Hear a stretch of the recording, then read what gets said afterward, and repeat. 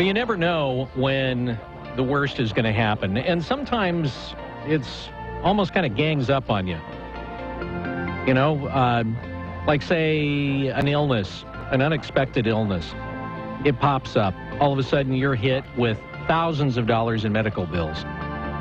And those bills can turn into a pretty heavy burden. And sometimes it causes, well, you to file for bankruptcy. Then you're trying to get back on your feet. You're going to work and the transmission drops out of the bottom of the car and you realize this is not going to get fixed. Well, Guarantee Chevrolet is out there with the Good People, Bad Credit program, and they've set it up to help folks who are good people who are out there working hard to try and make ends meet and have just had bad things happen to them. It's the Good People, Bad Credit program. They can help you get into a quality, safe, reliable vehicle in 48 hours or less. And not only will you be getting to work, but you'll also be reestablishing your credit.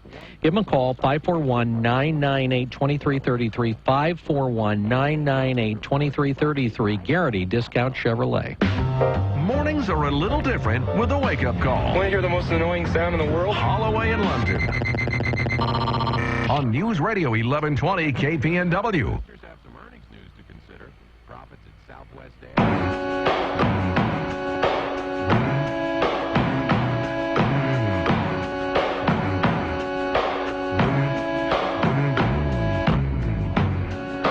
629, 1120 KPNW. Roads, so far so good. Do you see anything upon your travels that would fly in the face of that? To the contrary, let us know. We won't pass it on. Not wishing for it, not hoping for it, just ready for it. So I knock on Formica. Boy, and it seems like they've picked up in the last year or so, and I think that we're going to get even more response of people that are connected to the show and those that are, connected to the community. But I think you're going to hear one nightmare after another. The horrific way that we are handling healthcare in this country. I think people would be,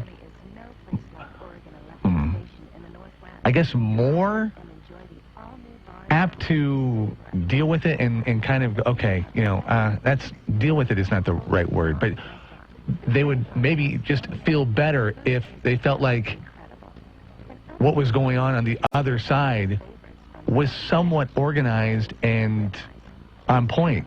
You must be talking about Michael.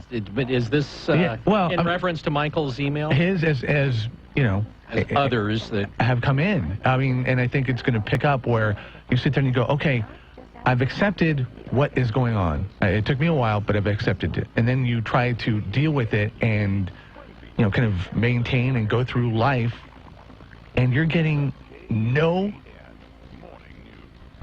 comprehensive, response where, okay, they don't know what they're doing. And there are 2, 3, if you're dealing with different entities and different organizations, one has no idea what the other is doing, and vice versa. There's no cohesive networking on the other side.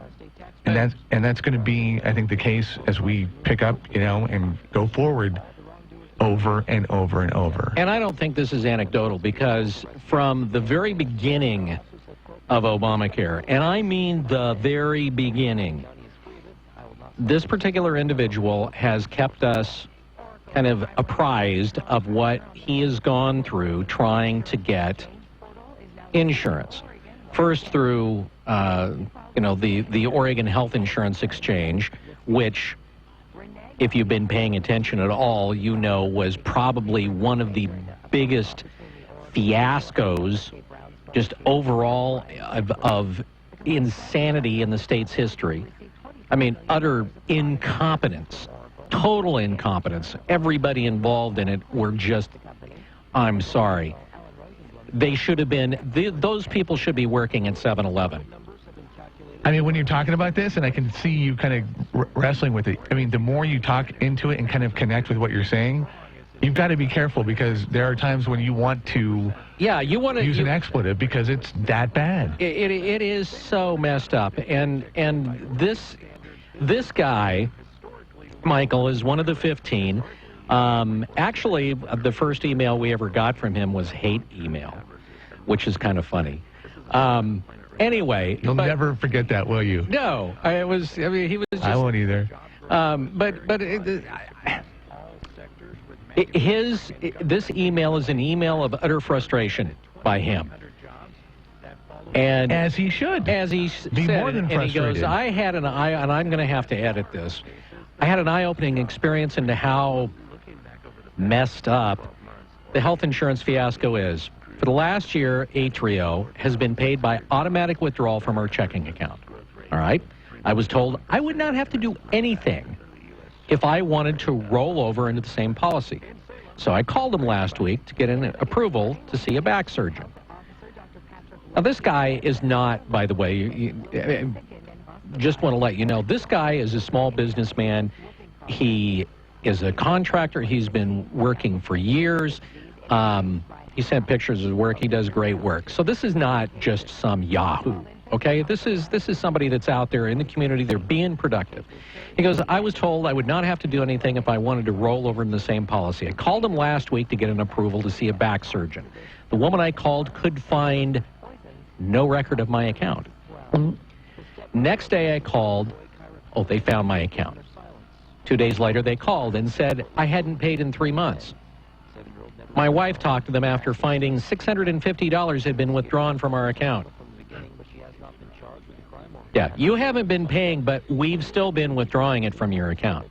And the normal, the normal right is $150. Right. They told my wife that it was the price of my monthly policy, normally $150, because I was not getting a federal discount. Okay, now, you go to healthcare.gov, and if you fall within certain income parameters, you get a deduction, all right, a subsidy. I called healthcare.gov, and they told me that I had never applied for the discount. I informed them that for the past year I was getting the discount because Atrio was only charging me $150. The .gov guy was surprised because Atrio had never billed them for the discount. I looked behind the curtain today and saw utter chaos. Yeah, no doubt. You know, and the thing is, you always see these reports, these studies, these surveys that come out, and they talk about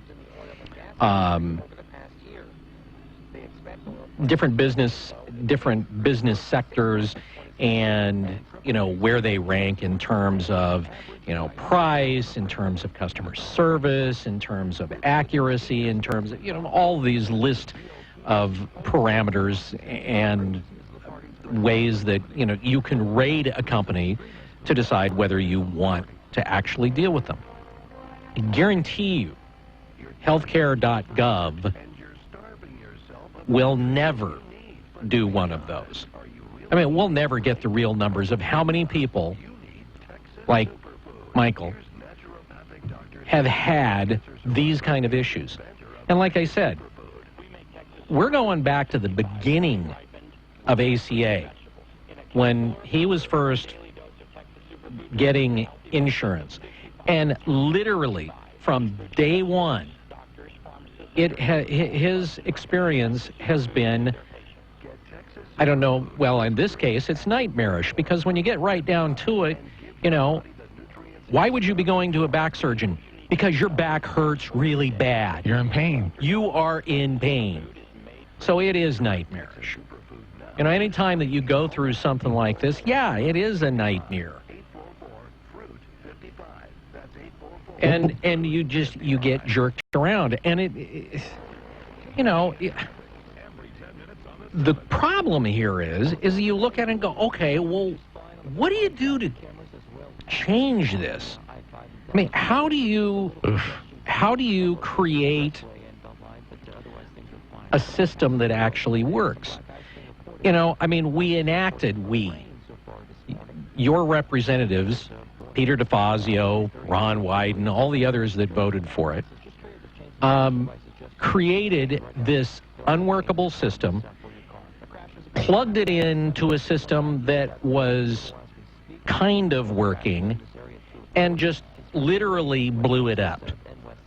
Now, the question here is, you can sit there and say, all right, the ACA absolutely bites. Now, how do you fix it without even destroying it more? You know, if you go through and say, all right, we're just going to, I mean, let's just say that the ACA is unplugged. We're done. It's all over with. How many billions upon billions upon billions of dollars have been spent on this fiasco that now gets thrown out the window? Total restructuring of the medical industry here in the United States. I mean, it was a total restructuring from top to bottom. And you pull the plug on it, how do you go about actually trying to, if you will, rebuild or recreate? I mean, you cannot understate how devastating the ACA has been.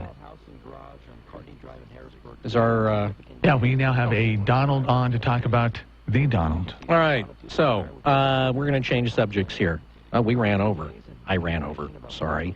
Anyway, so there's a lot of discussion has gone on about the Republican establishment and their support for Jeb Bush and their dislike for Donald Trump and others who were running in the GOP or are running. And now it turns out that some Republican donors, the big ones, are kind of coming around to the idea that Donald Trump may end up being their party's nominee for president.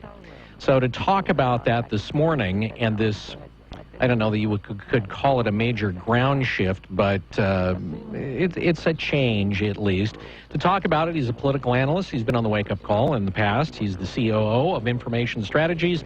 It's Donald Mazzella joining us on the Wake Up Call. Donald, thanks for being with us this morning. Thanks for having me. I appreciate you being here. I guess the big question here is, you know, we're seeing some of the big Republican donors kind of turn around and give, or at least are looking to support the Don if he is the nominee. My question here is, can you separate that, though, from the so-called Republican establishment?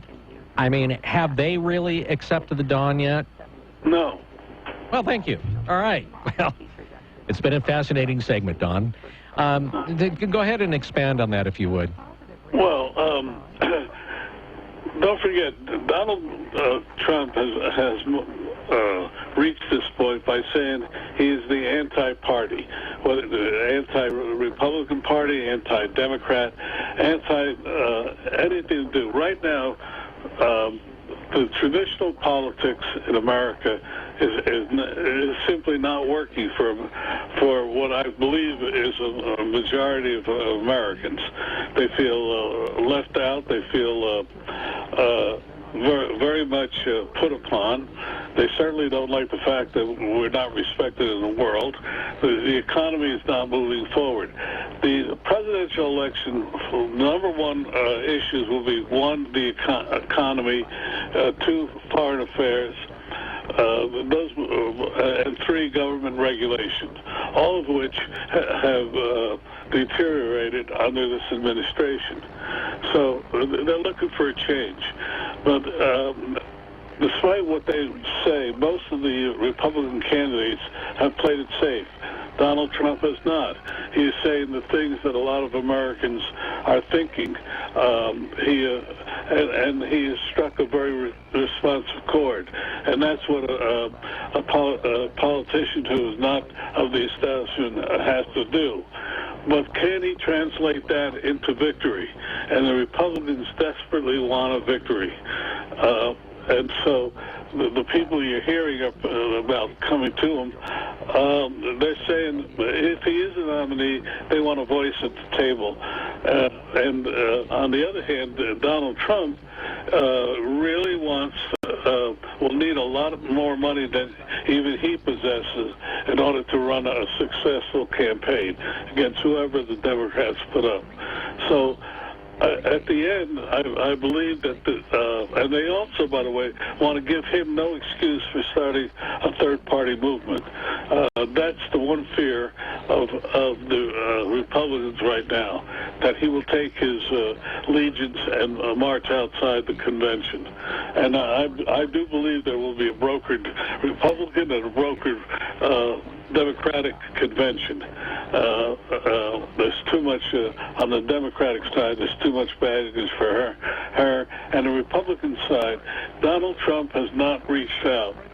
If the smart political play right now would be to reach out to these first donors and to modify his message. As you grow closer to the prize, you tend to become more conservative in how you go after it.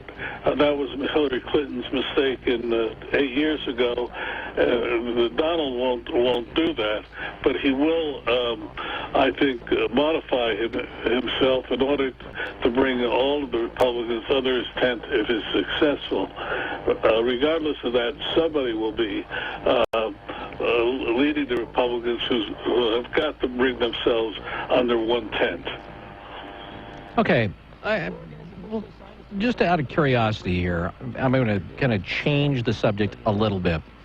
So, according to the latest poll that I'm looking at here, this was a CNN WMUR poll, and what it shows is that at least in New Hampshire, about 34% back Trump. Cruz is his nearest contender with 14% of the vote, and then, the rest of the percentages are spread out amongst the rest of the field. And those numbers have fluctuated somewhat, but have been pretty much in that particular ballpark the entire way.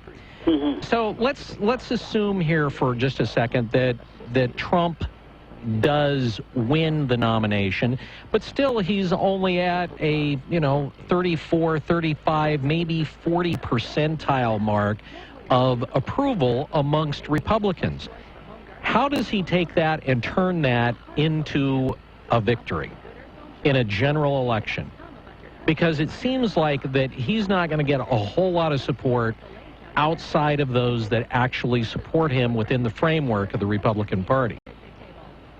Well, for one thing, even if he got 100% of the Republican Party, he would still need to reach out to the independents to gain a victory. And as we go, assuming that he is the candidate after the convention, he will have to modify his views to reach out to independents. He will have to do a lot of things that right now he's claiming he won't do in order to win the general election. If he has Mrs. Clinton as his opponent, I think he will still do it, because many people, Republican, Independent, and Democrat, simply do not like the way the country's going. I think a credible candidate like Governor Kasich of Ohio will win many, many states. Someone even said as much as 48 states. But regardless of that, whoever the Republican candidate is, he or she has to do three things: solidify his Republican base, reach out to independents, and show himself to be a leader, or herself to be a leader. What America right now wants, more than anything else, is leadership and someone to trust. The main problem with Hillary Clinton is Americans don't trust her. And every poll shows that. And one thing we do want out of our presidents is trust. We may not agree with him or her, but we do want to trust him. And that is the key issue that is missing from this campaign. Before we let you go, Donald, let me ask this question then. Has anyone done the same type of polling regarding, the Republican slate and Donald Trump? How many people trust him? Well, one Connecticut study, I'm trying to remember the universities, found that his trust level is below 50%. So you have to, that's one of the reasons why I keep saying I doubt that he will be the nominee. What's needed is someone who gets out there and says, we trust you. And that candidate, the highest trust, ironically, is Governor Kasich. People may not know him, but based on what he's done, they trust him on the Republican side. And he's a very viable candidate in that respect. And he's not going to win. I don't know. I think anybody who can develop and bring together the Republican Party will win the election. All right. Based on how people feel.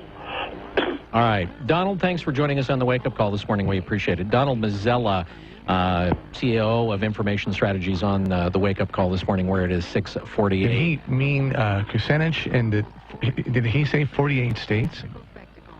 Yeah, he did. Uh-huh. Yeah. Hadn't heard that before. Well, he's old enough that he remembers it. 6:49. We get a break. 11:20 KPNW. Sherman Brothers Trucking is looking for drivers, company drivers and owner-operators, flatbed, tanker, lowboy, curtain van, and dump truck. Great benefits including medical, dental, vision, 401k, and paid vacation. Sherman Brothers has been family-owned and operated since 1969 and runs regionally with good home times. Sherman Brothers prides themselves on the quality of their drivers and the service the company provides. Excellent training and quality management will help you reach your goals. Check out ShermanTrucking.com for more details or call 800-457-1459. Based on actual cases, results may vary, not a solicitation for legal services. If you owe for back taxes, payroll taxes, or if you've not filed, the IRS will search you out. They are the most powerful collection agency in the world. One call to Wall & Associates, and your tax problems can be solved. Listen. I was worried I would lose my house. Wall met with me in person. I was scared. Wall & Associates got my levy released in 48 hours. They settled my back tax debt for a fraction of what I owed. At Wall, we solve tax problems. Call 800-467-6127. That's 800-467-6127. You always speak with a live person. I never had to talk to the IRS again. Wall stopped my wage garnishment. Wall solved my back tax problems for a fraction of what I owed. Call Wall & Associates now for a free face-to-face consultation. Call 800-467-6127. That's 800-467-6127. 800-467-6127. Are some rooms hot while others are cold? Is mold an issue? I'm Josh from Josh Lowe's Dr. Energy Saver. We'll provide a free home comfort and energy evaluation. Find the causes of these problems and fix them.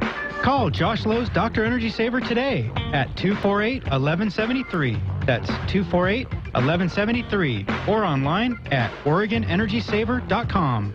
Josh Lowe's Dr. Energy Saver. We fix uncomfortable homes. You know the Tannerite Sports Outlet carries Tannerite brand exploding targets. But Tannerite here in Eugene is so much more. Reloading supplies, tactical gear, magazines, accessories. And if you're worried about finding ammo, Tannerite has bulk quantities of the most popular calibers that'll keep you shooting affordably. Need it and can't find it? Tannerite staff is going to help you locate it, even if it's something they don't carry. Yes, Tannerite's the home for exploding targets. But from tactical gear to ammo, it's the Tannerite Sports Outlet just off I-5 across from LCC. America's first Sustainable Home and Garden Show returns. Now this you've got to see. Learn how to create a garden that attracts butterflies and birds. Grow exotic kiwis and limes. Discover booths packed full of the best tools, winter flowers, native plants, lily bulbs, and unique garden art. Find eco-friendly advice and get your garden started. The Good Earth Home Garden and Living Show. Admission is free this Friday through Sunday at the fairgrounds. EugeneHomeshow.com. At this year's Good Earth Home Garden and Living Show, meet the Good Earth experts presented by KEZI9. Learn how to raise chickens and grow gardens. Find fresh and fun sustainable living ideas. Meet experts to craft your green home. Discover big design ideas for small spaces with Shannon Quimby. Tour Oregon's Tiny House Roundup. Double your donations to Shelterbox. Create a better life at the Good Earth Home Garden and Living Show, January 22nd through the 24th. Admission is free. EugeneHomeshow.com. I'm Gary Conley with today's Money Minute. Nothing is particularly cheap these days, except for the return you are not getting on any cash, bank deposits, or bonds you own. In the case of cash, you're earning nothing. But if you don't actually need the income to live on, that's okay, at least according to Jim Grant. Grant's another curmudgeon who cut his teeth in the money business in the early 70s. Of course, by definition, anyone who started back then is getting a little long in the tooth. And even though he writes well, it would be easy to dismiss Grant as an irrelevant, though interesting relic. Except that he's been right so often, including calling the overheated junk bond market in the 80s, the tech bubble in the late 90s, and Wall Street's mortgage packaging as a flim-flam a few years ago, all before they came unglued. Today, Grant thinks prices are too high for everything, from stocks to bonds of all sorts, from junk to treasuries to British gilts, and for Iowa cornfields, timberland, and silver, too. Here's the nugget. He also says that because you're getting nothing on your savings, you'll be tempted to go buy something, anything, just to get some income or the expectation of a capital gain. But he observes that the crises are coming closer and closer together, and when the next one hits, you will want some cash to take advantage of cheap prices, even if you can hardly stand earning nothing on it for now. I'm Gary Conley, and that's today's Money Minute. Northwest Burger inside the 5th Street Market features burgers so amazing they're an experience all their own. Freshly ground meat and local produce combined with the creativity of local chef Garrett Kirsch makes for a burger experience like no other. You'll get mouth-watering goodness in every single bite. Check out their menu and photos on Facebook. Northwest Burger, located in the 5th Street Market. It's not just a burger, it's an experience. This is a referral service. Calls will be routed to an independent referral insurance agency. Do you know the #1 cause of bankruptcy? No, it's not losing your job or running up credit card debt. It's not even divorce. It's medical costs. If you and your family don't have health insurance, just one serious illness or accident could be financially devastating. But now there's good news, really good news. A health insurance hotline has been established to provide health insurance for all Americans, even uninsured Americans with pre-existing conditions. Now anyone can get health insurance even if you have a pre-existing medical condition. I repeat, now anyone can get health insurance coverage. Call now for a free no-obligation quote on affordable health plans available to you. Again, this is a free hotline for anyone, even if you have pre-existing conditions. Protect you and your family from sudden unexpected medical costs. Call the free health insurance hotline right now at 1-800-841-0007. That's 1-800-841-0007. Call 1-800-841-0007. It's the latest wake-up call market news. This is the KPNW Business Report. This is a Bloomberg Market Minute. Stocks are narrowly mixed in early trading after European Central Bank President Mario Draghi signaled the region's central bank may add stimulus if warranted. Right now, the Dow is up 19 points, or about 0.1% at 15,789. The S&P 500 is up 1 point at 1860. The Nasdaq is down 9 at 4462. Draghi said the ECB may need to bolster the stimulus programs as soon as March amid rising concerns about the euro area recovery.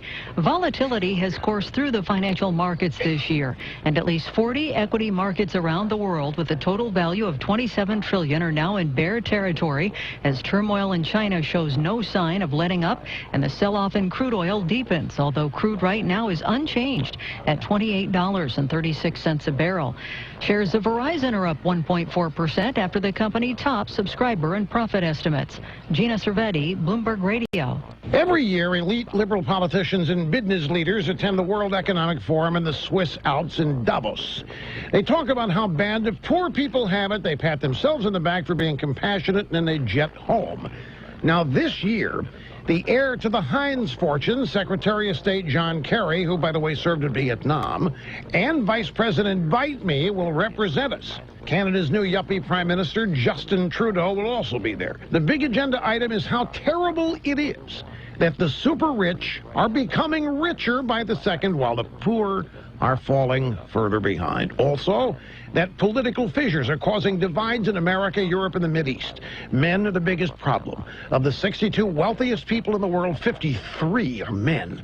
And these men own as much wealth as half of the poor people on Earth put together. It's just not fair.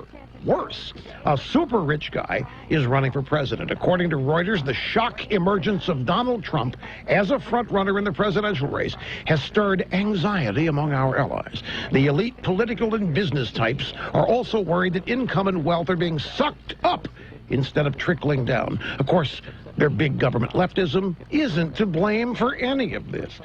But at least the poor worldwide can take comfort. The world's wealthiest liberals really, really care about them, and repeatedly say so, while the champagne flows freely down the ski slopes.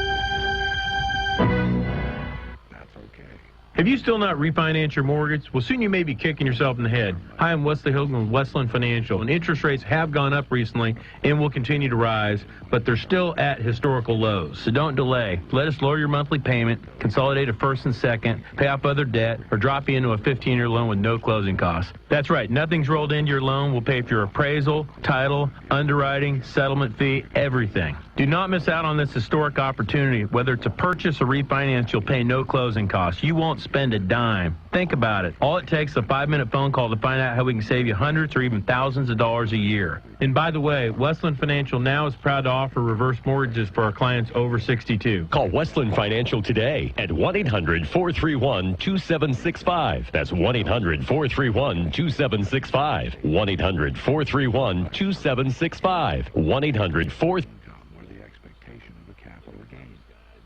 But he observes that the crises are coming closer and closer together, and when the next one hits, he will want some cash to take advantage of. Traffic moving somewhat adequately well. If you see anything out there as we head into the 7 o'clock and into the 8 o'clock hour, let us know and we'll pass that on. Coming up on 7 o'clock next hour, going to talk with Abby from CMN about how you can help CMN in about 21 seconds. It's coming up on the Wake Up Call.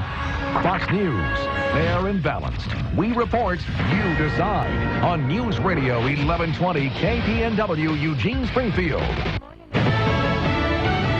Fox News Radio, I'm Dave Anthony. It's mild instead of wild this morning on Wall Street as Americans worry about their 401ks. I'm definitely worried because, that's like our future. I think everyone freaks out, and then it kind of stabilizes, and then we're going to be good again. Fox Business Network's Nicole Petalides live at the New York Stock Exchange. Stocks on Wall Street have already had a wild run. Prior to the open, they were down 150 points. Then they looked higher after Mario Draghi and the ECB certainly showed they have a very accommodative stance at the moment. Dow right now down 12 points at 15,755. It is down 9.5% for the year. S&P 500 negative by 3, and the Nasdaq Composite down 18. On the Dow Jones Industrial Average, mostly laggers here. Travelers, DuPont, Apple, and Johnson & Johnson way, while Home Depot and Nike squeeze out gains. And some of the airlines come in with numbers, obviously showing good numbers after lower fuel costs. Dave. Thank you, Nicole. 3 Americans kidnapped in Iraq still missing. Iraqi officials believe 2 Shiite militias are responsible. The U.S. is expanding where it's hunting for ISIS beyond Iraq and Syria. Fox's Jessica Gallagher live in our Middle East Bureau. Dave, a senior defense official confirming to Fox News the Obama administration has given the U.S. military authorization to target ISIS and groups affiliated with the Islamic insurgents in Afghanistan. The go-ahead puts the militants in the same group as al-Qaeda in Afghanistan. ISIS can now be targeted without having to show hostile intent. The U.S. military can now kill ISIS in Afghanistan just for wearing the T-shirt or waving their flag. Dave. Jessica, people from Arkansas to Rhode Island prepping for a big storm. I had to get some rock salt and some extra logs. He's out shopping in Pennsylvania. Maryland Governor Larry Hogan says, we don't want to overreact, but it does look like a very significant storm. His area, Virginia, Washington, D.C., they could get up to 2 feet of snow, and strong wind could make it a blizzard. It'll start tonight in some parts of the South. Coastal flooding is also a concern. Fox News Radio, fair and balanced. While most video Mom calls us her VIPs. She says it stands for very important passengers. So when my little bro and I ride in the car, we always ride in the back seat. Simon gets a special booster seat because he's still kind of short. And I'm right there next to him. Mom says it's because it's not safe up front till I'm 13 years old. She heard that if we got in a crash, I'm safer in the back seat by a whole 37%. That's her reason. But I like to pretend I'm a huge humongous rock star on my way to perform at a big concert. But instead of a minivan, I'm in a limo, and tons of fans are waiting for me, so I have to get there safely. There's a red carpet, and oh, Haley and Madison are my backup dancers. Mom even got me these rad sunglasses. Hey, a girl's got a dream, right? So parents, be like my mom and keep your kids safe in the back seat until they're 13. And buckle up, it's the way to go. A message from me and ODOT. Donald Trump and Ted Cruz keep sparring in the Republican race for president, close in the Iowa polls before the caucuses. Campaign's rhetoric is cheap. Ignore what I say, ignore what Donald says. Look to our records. Who has actually stood up and fought? If you say you're going to take on Washington, when have you stood up and led the fight? Cruz and most of the other GOP candidates are today campaigning in New Hampshire, where Trump has a huge lead. He's leading the field with 34% in the new WMUR CNN poll in New Hampshire, followed by Cruz at 14, and then both Rubio and Bush at 10. And noticeably missing from the top four are Chris Christie and John Kasich, who had been polling well there, and they both dropped down to 6% apiece. That's Fox's Garrett Tenney. 2 Americans set free by Iran in a controversial prisoner swap on their way home to the U.S. Pastor Saeed Abedini will meet with his parents in North Carolina. Former Marine Amir Hekmati will go home to Michigan. Journalist Jason Rezaian is still getting care at a U.S. base in Germany. Colorado is considering a change to help prosecutors deal with kids sexting. Most kids don't think twice about sending pictures through Snapchat or Instagram, even when it's a nude photo and could be labeled as porn. That happens a lot more than what parents think. Hundreds of teens were recently caught sending nude photos in Canyon City, but the DA was hesitant to charge them, knowing the stigma of being a sex offender would follow them for life. That's why State Senator Yulin Willett has proposed a bill to come up with a new law, misuse of electronic images by a juvenile. Give the DAs an option other than a felony. If passed, any teen caught doing something stupid on their smartphone would only be charged with a misdemeanor and fined, instead of being sent to jail. In Denver, Brenda Stewart, Fox News. The price of oil today holding steady around $28 a barrel. The Dow is now up 40 points. I'm Dave Anthony, Fox News Radio.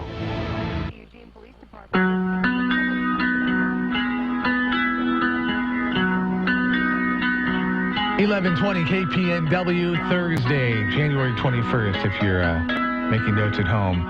7:05, 5 minutes after 7 o'clock. Slight chance of rain. Pretty much, other than that, a little bit of fog, and I have a feeling some cloud mix with some sunshine like we had yesterday. It was a pretty day. Things going to kind of change drastically and dramatically coming up tonight. First Nation along shortly to talk about that. Right now, 51 degrees. Nice, mild, pleasant morning as we get ready to say hi to Abby from CMN. Going to talk about the Infinity Coaches Charity Challenge. In fact, if you have been voting for Coach Dana Altman, thank you for doing that. And heck, if you passed the link on to a network of friends, thank you even more, helping out hopefully the babies and CMN. Not just the babies, but even the older kids getting some help from Children's Miracle Network. And Abby will be along shortly to talk about that contest. We'll also talk about the FBI investigating a professor with possible ties to ISIS. Is that a growing trend? Did you hear about the kid, the middle school kid that inserted ISIS in the Pledge of Allegiance? And he was taken out and now is kind of going through his own educational process. And I think more and more we're going to hear stories similar to that. That's coming up. Also, the news with Billy. Yep, we'll have these stories coming up in just a matter of moments here on News Radio, 1120 KPNW. Oh, the Gov says, I want those people over in Eastern Oregon to leave right now, even though she's really done nothing to get that going. We'll have that story coming up, as well as her agenda for the legislative session. We will take a look at two-time Olympian Nick Simmons, who's got his nose all twisted out of shape. Why? Because of his gum. Yeah. Also, Lane County Public Health is saying, we're worried. Why are we worried? Well, it has to do with this thing called whooping cough. Those stories and more coming up, brought to you by Burrito Amigos, the friendly ones on KPNW. News time 7:07. New Year's resolutions generally fail, and they fail because they aren't fun. So here's a resolution that's easy to keep. If you've never done it, make this the year you visit Burrito Amigos, the friendly ones. How hard is it to keep this promise to yourself? I resolve to eat at least one Burrito Amigos bacon breakfast burrito with 2 types of bacon. As Burrito Amigos' biggest fan, I intend to do this at least weekly. Resolve to have an Audibata experience and try some on a torta. Tasty stuff.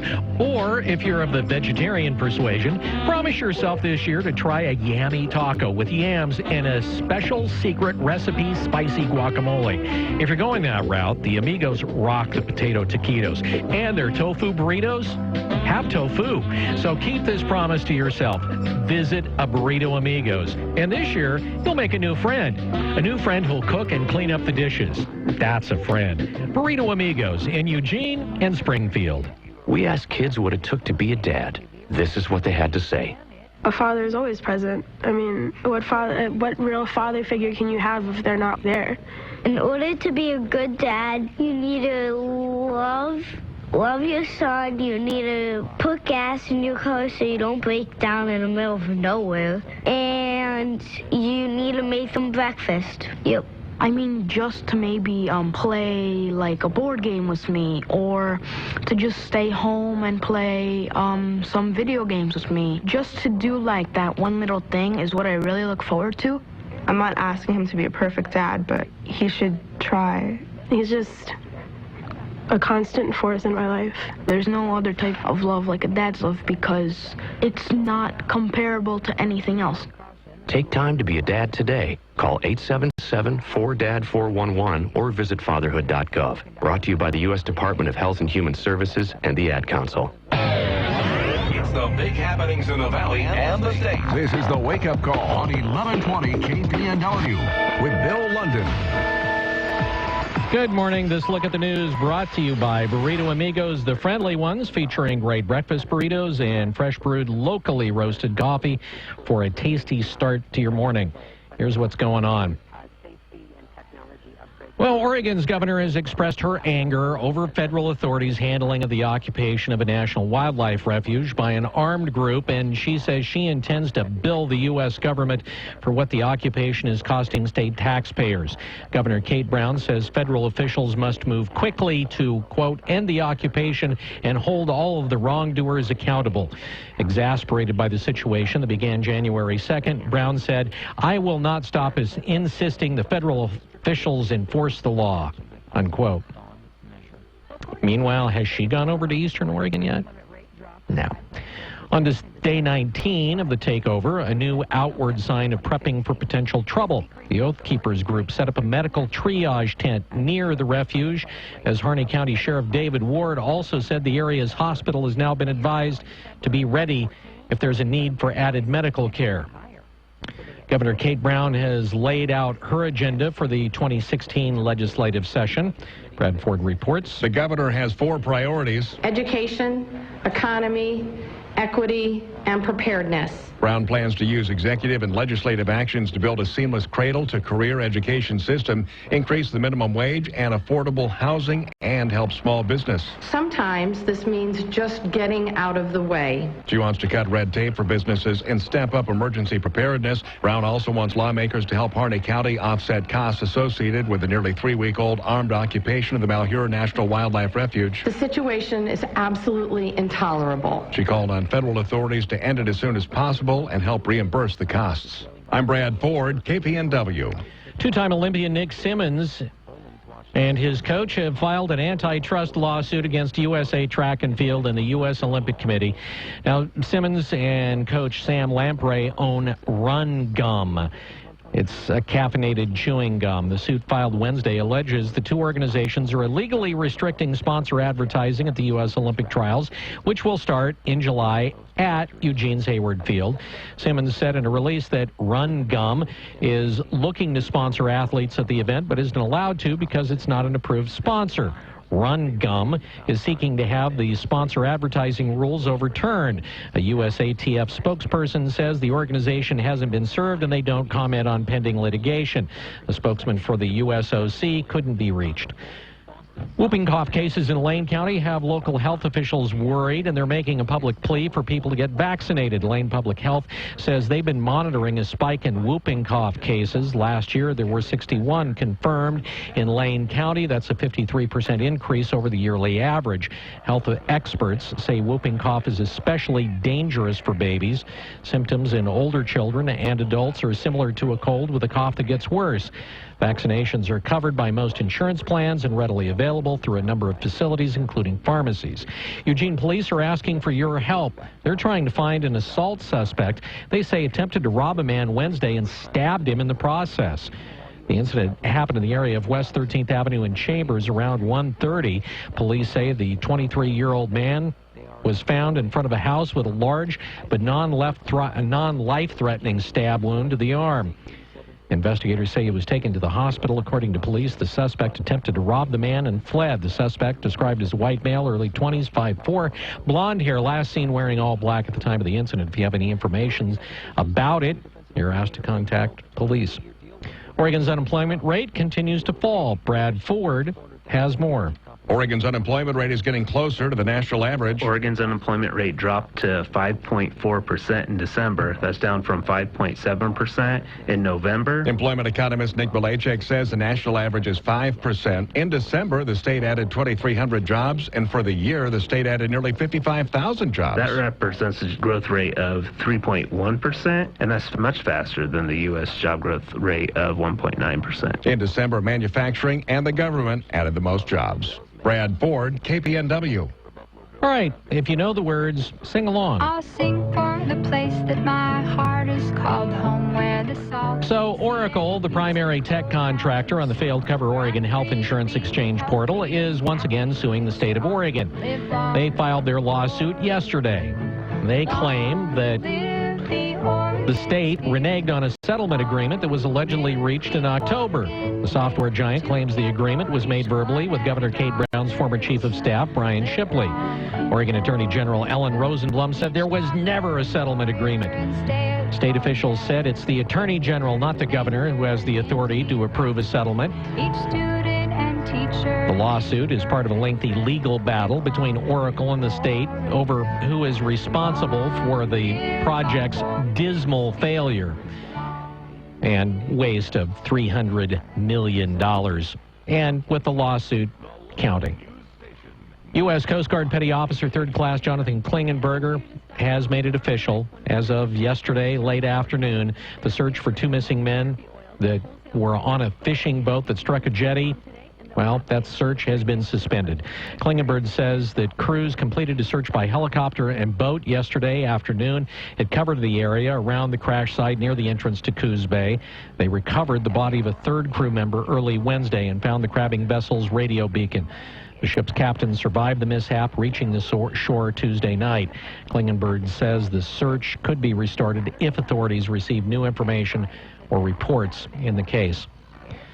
A bail hearing was held yesterday in Benton County for two people accused of murder and the death of 29-year-old Jason Scott Williams of Corvallis outside the Sherry's restaurant last Friday night. And in the hearing, a prosecutor called the killing, and I'm quoting, a planned hit. 43-year-old Michael Dayette and 35-year-old Brooklyn Shepard are accused of murder in the case. Prosecutors asked for and got the court to seal the case records while the investigation goes forward. But some light has been shed on the crime, courtesy of Assistant DA Amy Matusko, who said that the killing may have been vigilante justice for someone who hadn't been properly punished by the law. Prosecutors are remaining vague with no more details being released until the records are unsealed. That could happen within a few days. Both defendants pleaded not guilty this week and remain in jail on $1 million bail. No motive has been given, but Lieutenant Cord Wood of the Corvallis Police Department said during the investigation that Jason Williams and Shepard were acquaintances, and Shepard and Diet were romantically involved. Former stepmother Kyron Horman speaks out for the first time since the little boy disappeared. Brad Ford reports. Morning America and People magazine that she had nothing to do with Kyron's disappearance. She says she wishes she could do that day over again. You do the what ifs. So if I were to do anything, I would just keep him home that day. As for reports that she planned to murder her husband, Kane, she says it's not true. I never wanted to harm my husband. And there is just so much information that is not being told to the public. Horman says Kane and Desiree Young should focus on finding Kyron because she had nothing to do with his disappearance from Skyline School. You can go to people.com for more exclusive video on the Terry Horman interview. Brad Ford, KPNW. Well, as if it were a big mystery that everyone was looking for an answer for, those involved can finally confirm that a recent episode of the popular TV program Mythbusters was filmed in Eastern Oregon.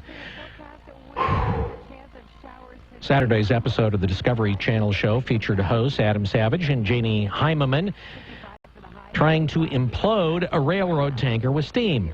Producers of the show and All Trans Tech organized the experiment at the Port of Morrow and Boardman.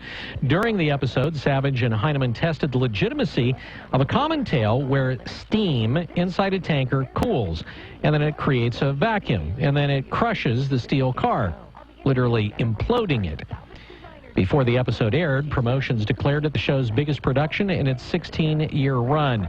The Mythbusters team found the tanker only crumpled after it was severely damaged and deemed the myth busted.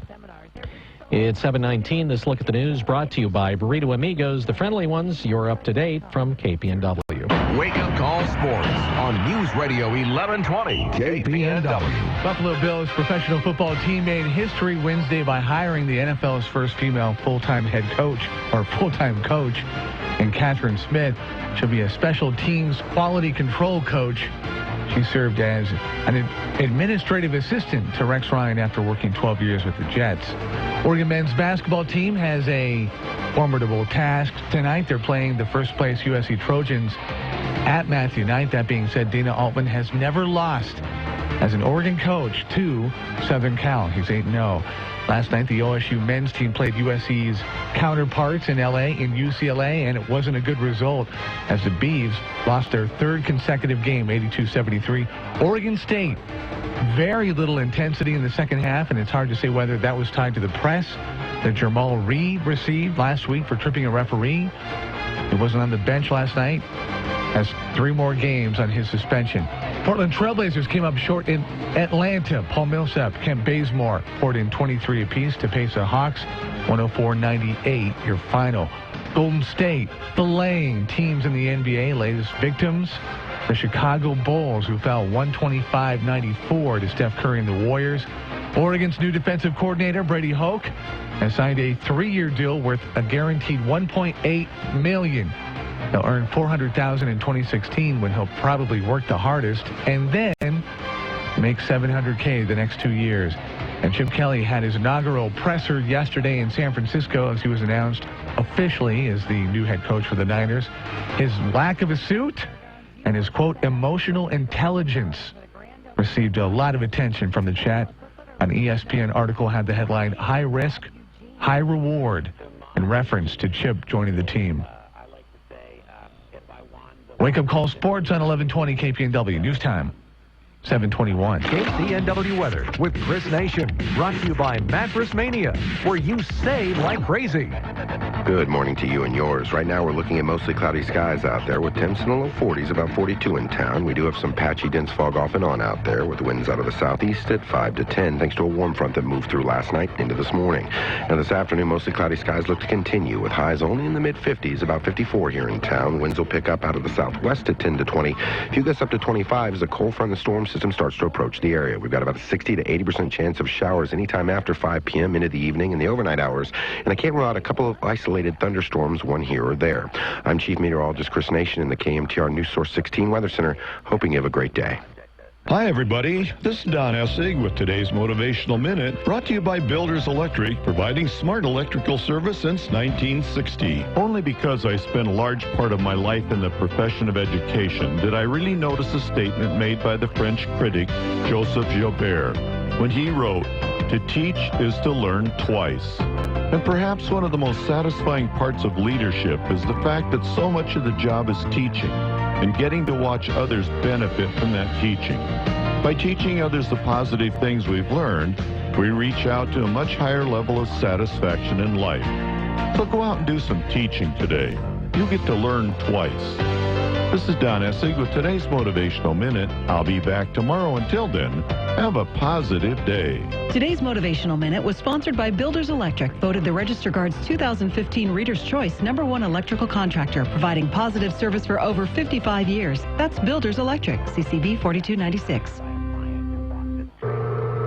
All right, let's open up there, Dave. Yes, you have the worst cavity I've ever seen before. Oh, that explains this horrible pain. Okay, then have a good day. Well, aren't you going to fix it? Oh, no, I'm not a dentist, just a dental monitor. Monitor? I don't fix cavities, just let you know when you have them. Like I said, it's a pretty big hole. Why monitor a problem if you don't fix it? That's why LifeLock does more than free credit monitoring to protect you from identity theft. We not only use proprietary technology to detect and alert you to a range of identity threats. If you have a problem, we have a U.S.-based team of specialists who'll fix it. After all, plaque attacks are nothing compared to the identity theft that 1 in 4 people experienced last year. No one can prevent all identity theft or monitor all transactions at all businesses. But with LifeLock, protecting your identity is pretty painless. Your molars are a different story. Membership starts at $9.99 a month. Sign up now and get 10% off. Go to lifelock.com and enter promo code NEWS. My dad came to live with us last month, and, you know, it's going pretty well. I feel like I never have time for myself. With him being around more, it really lets us catch up on things. His memory isn't what it used to be. We get up and we have coffee. He usually wakes up at 4:30. Then we go for a walk. He needs lots of my attention. I do need to keep an eye on his medications, though. That's important. Sometimes I feel like a pharmacist. I'd say John and the kids are adjusting pretty well. They honestly have no idea what I'm going through. It can be a little challenging, but so far so good. I could really use just a little help. For those dealing with the daily struggles of caring for a loved one, we hear you. That's why AARP created a community with experts and other caregivers for advice, tips, and support. Together, let's help each other better care for ourselves and the ones we love. Visit aarp.org/caregiving. A public service announcement brought to you by AARP and the Ad Council. Okay, we're going to talk about Sleep Train here. Sleep Train Mattress Centers. Year-end clearance sale ending very, very soon. In fact, I would say you don't even have the opportunity to stroll like you know how you saunter usually? This needs to be a little bit more of a rapid gait because things are starting to tighten up a little bit as we get ready to close down and take the banner down on the year-end clearance sale. Beauty Rest, Posturepedic, Tempur-Pedic. Which mattress are you going to fall in love with? Only one way to find out, and that's with a test lay, perhaps today. We're talking about 36 months, interest-free financing, no money down on Tempur-Pedic, the all-new Beauty Rest Black Hybrid. Talking about the cooling memory foam and the pocketed coil, so you get the best of both worlds. That perhaps means nothing to you until you go down and experience the foam and the coils. Hey, get there before 2 o'clock, and we're talking about same-day delivery. Who else does that? They bend over backwards so that you can sleep tonight because they're concerned about you, and they want you to start that 100-day low-price guarantee perhaps today. They do great things behind the scenes. Wait till you see what they do in front of the scenes. It's Sleep Train with a year-end clearance sale ending very, very soon. Local news, local people, Holloway in London, and the wake-up call. I want you to get up now. On News Radio 1120, KPNW. 726. Okay, so You've heard us talk about it here on the Wake Up Call for, I feel like, a couple of weeks now. But the Infinity Coaches Charity Challenge is going on, and these are basketball coaches that are relying on public vote and response on the internet to go there and basically fundraise for the charities of their choice. Johnny Dawkins right now is 48th. He's Stanford's coach. They're dead last. Coach K, Mike Krzyzewski of Duke is 43rd. Ernie Kent of Wazoo, former Duck coach, is 25th. Oregon coach Dana Altman is 19th, and he has picked CMN Children's Miracle Network, and Abby from CMN joins us. How are you? Hi, guys. Hey. I'm really, really good. Thanks for having me. Do we have any idea why Dana why he kind of chose CMN? Well, he's always been a huge supporter. He's on our board for our annual golf tournament every year as well. So he's always just been a huge champion for Children's Miracle Network hospitals. Wow. Yeah. And we are the only CMN hospital that's being played for in this competition. Is that right? Yeah, and I mean, you think about it, we have 170 hospitals within Children's Miracle Network, and we're the only one. So we feel very, very privileged. So yes. Who is fronting the money for this? I mean, who's putting up the money, and how does the kind of the probably Infinity, huh? Well, it's Infinity, it's ESPN, it's the National Collegiate Association of Basketball, so the NCAUB or something like that. But they put it on and they set it up like a March Madness tournament. So every part of the challenge is 3 weeks.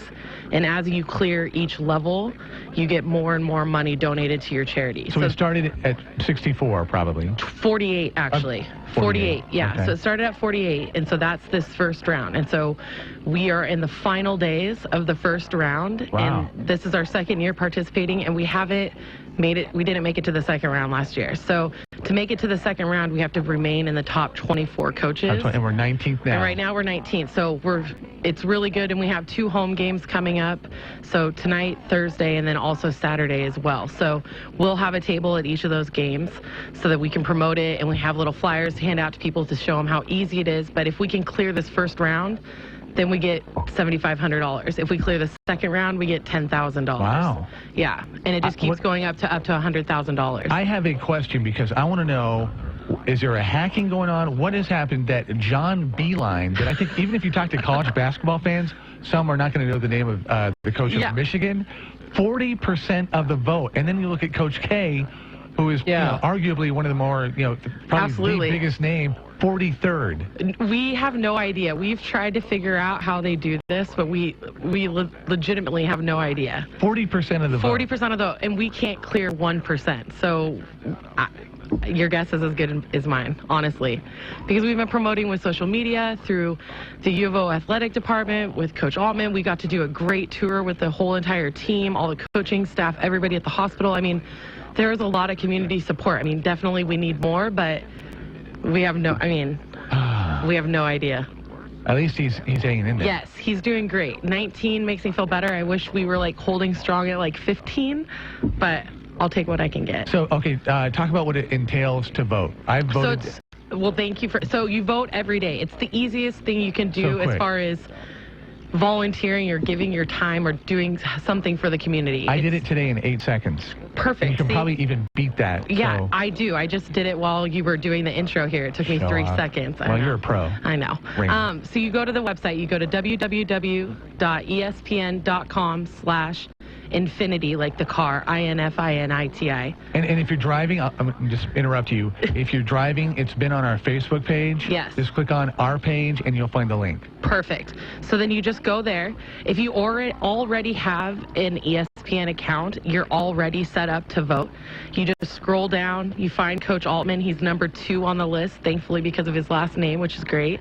And then you just hit the vote icon. So you can either log in with your Facebook, you can set up an account with your email, or because you already have an ESPN account, you just vote. And then it confirms your info, and it allows you to vote once a day. I'm thinking, super easy. I'm thinking, Rob, I don't know about you, but I'm thinking we need to have some sort of Pavlovian thing that, you hear a certain sound, you hear something, and then it's like, I must vote. I must vote, So I don't know, maybe we should have a hypnotist in. Yeah. We set up daily reminders on our Outlook calendars at work, so there's like a reminder every single morning at 8 a.m. Is that our sound?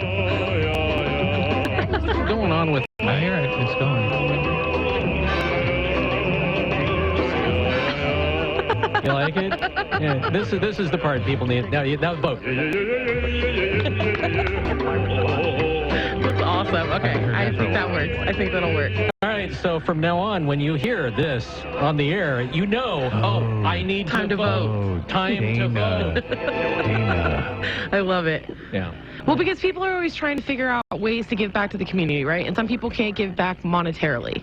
And we understand that. But this is one of those ways that all you have to do is take a minute of your day, literally a minute of your day. Point. And you're helping us as a hospital. Take 2 minutes and get that link, copy and paste it, and send it out to as friends many people and family. as you can. Yes, absolutely. Everybody that you've ever talked to, ever even seen. Yeah. Look at it like like everybody you know on Facebook. Totally. Right. All those people on Facebook that you say that are your friends that you have no idea who the hell they are. Yes. Just blanket them.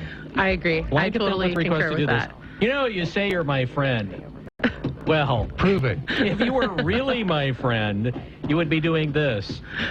I agree. I like that plan. I like that plan a lot. I think sometimes we make a large assumption that people know about the Children's Miracle Network and know exactly what they do behind the scenes.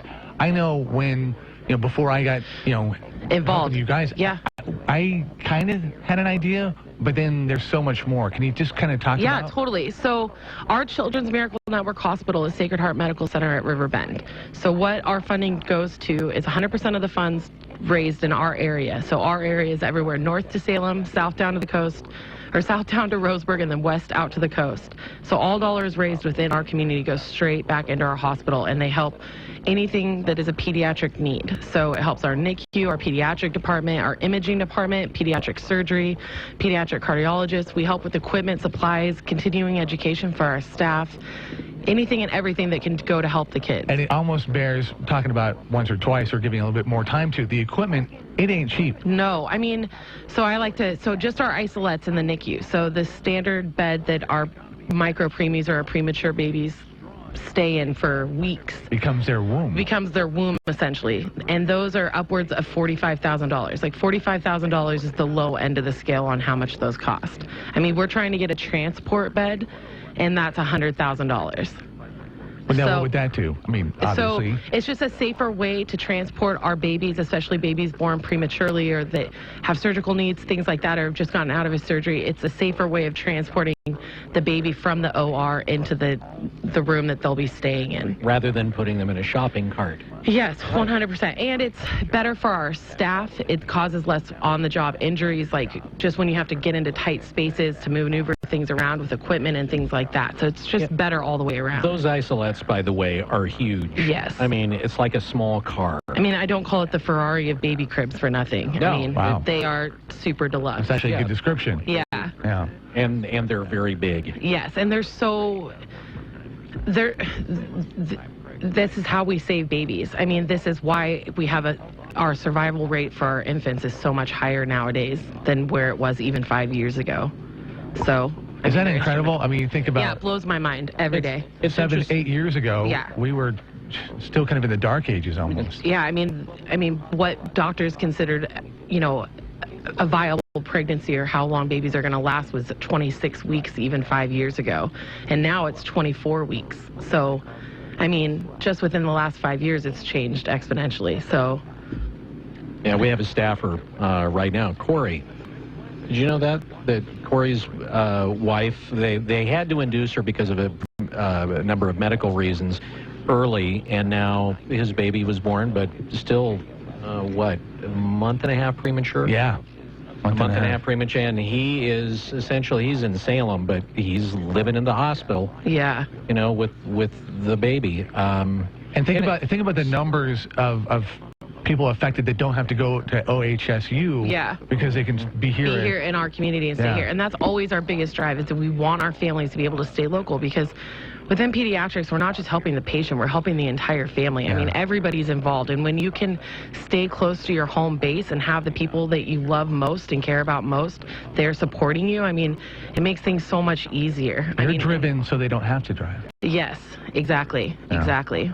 What's amazing to me is that how many beds do you have, or how many spaces for preemies do you have? Is 40? No, No, so technically, we have a North Bank and a South Bank, and each bank is an 18-bed unit. However, so that's 36, right? So technically, we've been at about 39 recently, because when there's multiples, we can have the twins or the triplets within the same room. Because oftentimes, once they get to a certain point, it's better for the twins to be together or the triplets to be together.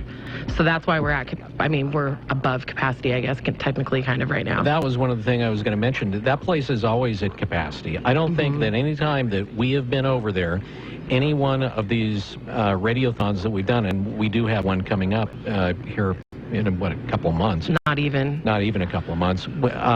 It's always like packed. Yeah. I mean, we have so many. It's not like families. there's not my point is, it's not like there's not a need. 100%. I mean, there's always going to be a need. Always. I mean, it's just an inevitable thing, and we wish that it wasn't always going to be a need, but at least we have it, and we can take care of our families, and we can take care of those babies. I mean, that's what we do. And I mean, it goes to our pediatric unit. I mean, we help patients all the way from the ages of 22 to 25. I mean, our peds unit is amazing as well. And I think it's hard not to get emotional when you start thinking about, how you feel about your kids and looking at other parents that just have these incredible attitudes. They come in there, they're smiling in there, and they've gone through hell. Yeah. They've been in that hospital for hours and days, months. And it's like, for them to just, you shouldn't have to go through. Here's the most incredible event of your life. Yeah. And you're going through this experience, but then thank God you've got this place, this location to go through that. Totally. And I just am always so impressed with how gracious our families are. I mean, we are fortunate enough to have the Kids Helping Kids program with our high school students, and we do hospital tours for them. And it's really a chance for those moms to have that moment to brag and talk about their baby and what a miracle he or she may be, and, how many things that they've already accomplished in their short lifespan so far. And, it's emotional for everybody. And I'm always just so taken aback by just how humble they are. And like, they're going through this awful thing, but they have that hope, and I'm glad that we are part of that reason why they have that hope. And you see these kids that, 8, 10, 12 years old, 15, that were preemies, and you sit there, and I find myself kind of staring at them. You kind of want to go up and hug them, but I don't. I refrain. But you're just like, well, it's such an amazing miracle. Yeah, no, I totally agree. Every time I see one of our miracle kiddos come back, when I know that they started at a pound or under a pound, and I'm just like, I can't believe you're 5 years old right now. That person in the picture? Yeah, we actually haven't even, we had a record until a couple weeks ago, and now we've had an even smaller baby. So they were born at even under a pound and dropped even below that. So, and she's doing great. She's such a little fighter. Abby with CMN, we're talking also about the Infinity Coaches Charity Challenge, that if you've already voted while we've been talking, we appreciate that. Yes. Ship that link out so everybody can get voting on Dana Altman. I see you getting verklempt, and I see a passion and a drive. Why are you so invested in CMN? For a multitude of reasons, but most is because it's our families and it's our community and it's the kids, and I meet these families and I meet these kiddos and I see what they're dealing with every single day and hear the stories from their moms and their dads, and it's just, I want to help them in any way I can, and I want to know that I'm leaving an indelible mark on something in my society that's making it better. And I think that this organization is an amazing way to do that. And very rarely do charitable organizations get to say that 100% of everything that they're fundraising goes back to what the cause is. And that's a very powerful thing.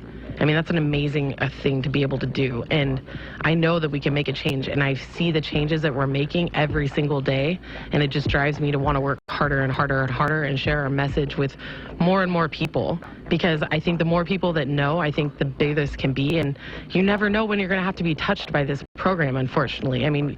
We can't tell the future, and you're never going to know that, one of the, any of my niece or nephew or any of my friends that are family that have kids, I never know when they're going to need this stuff. And I want to make sure that their kids are going to be okay. And if I can play a role in some small way, then I'm going to do it. You meet some people that work in nonprofit, and you say, okay, I'm glad they're doing what they're doing, and power to them. when I first met you, and I've had the chance to talk with you, that you didn't know it was me talking to you. Totally. You always bring an energy, and you light up a room. You light up this organization. So you are doing good, and you should feel, Thank you. like keep doing what you're doing. Thank you. I was like, are you going to start singing? I was like, this is getting too mushy for him. That's all right. I love it. But no, I mean, I feel very fortunate. This has been a life-changing experience for me, so it's great. All right, so here comes the, if somebody just turned on the radio. Yes, the website. What do we want them to do? We want them to go to www.espn.com/infinity, INFINITI, like the car, and vote for Coach Dana Altman of the University of Oregon men's basketball team.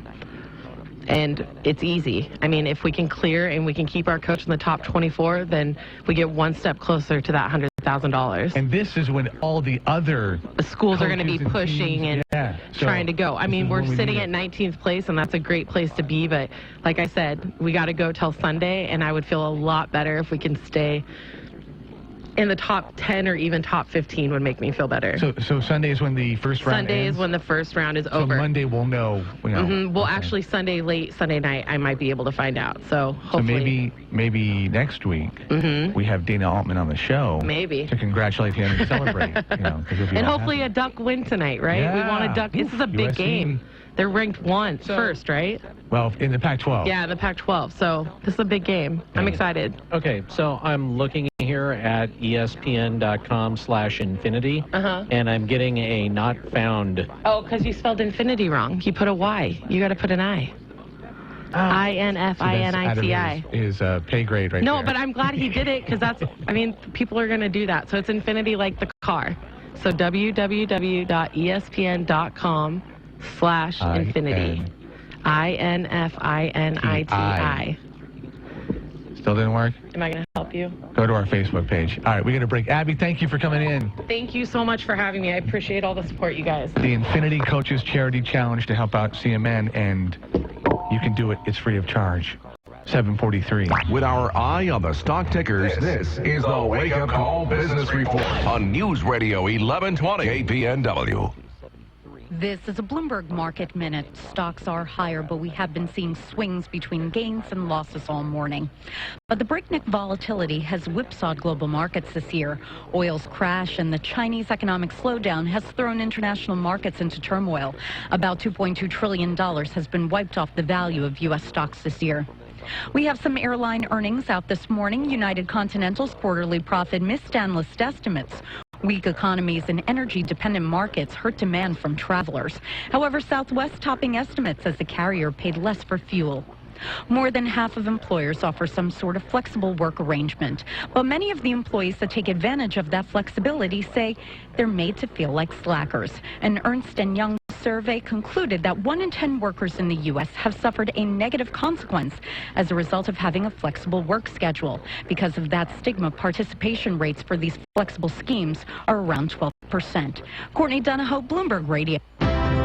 The Good Earth Home, Garden, and Living Show. Now this, you've got to see. Design your good home and a healthy life, too. Find the best experts, products, and ideas. Shop pavilions of food, garden, homes, and wellness. Enjoy live music. Learn from our experts. Meet America's eco-chic designer, Shannon Quimby. Tour Oregon's tiny house roundup. Cozy cottages to retro mod. Double your donations to Shelter Box. Create a better life at the Good Earth Home, Garden, and Living Show. January 22nd through the 24th. Admission is free. EugeneHomeshow.com.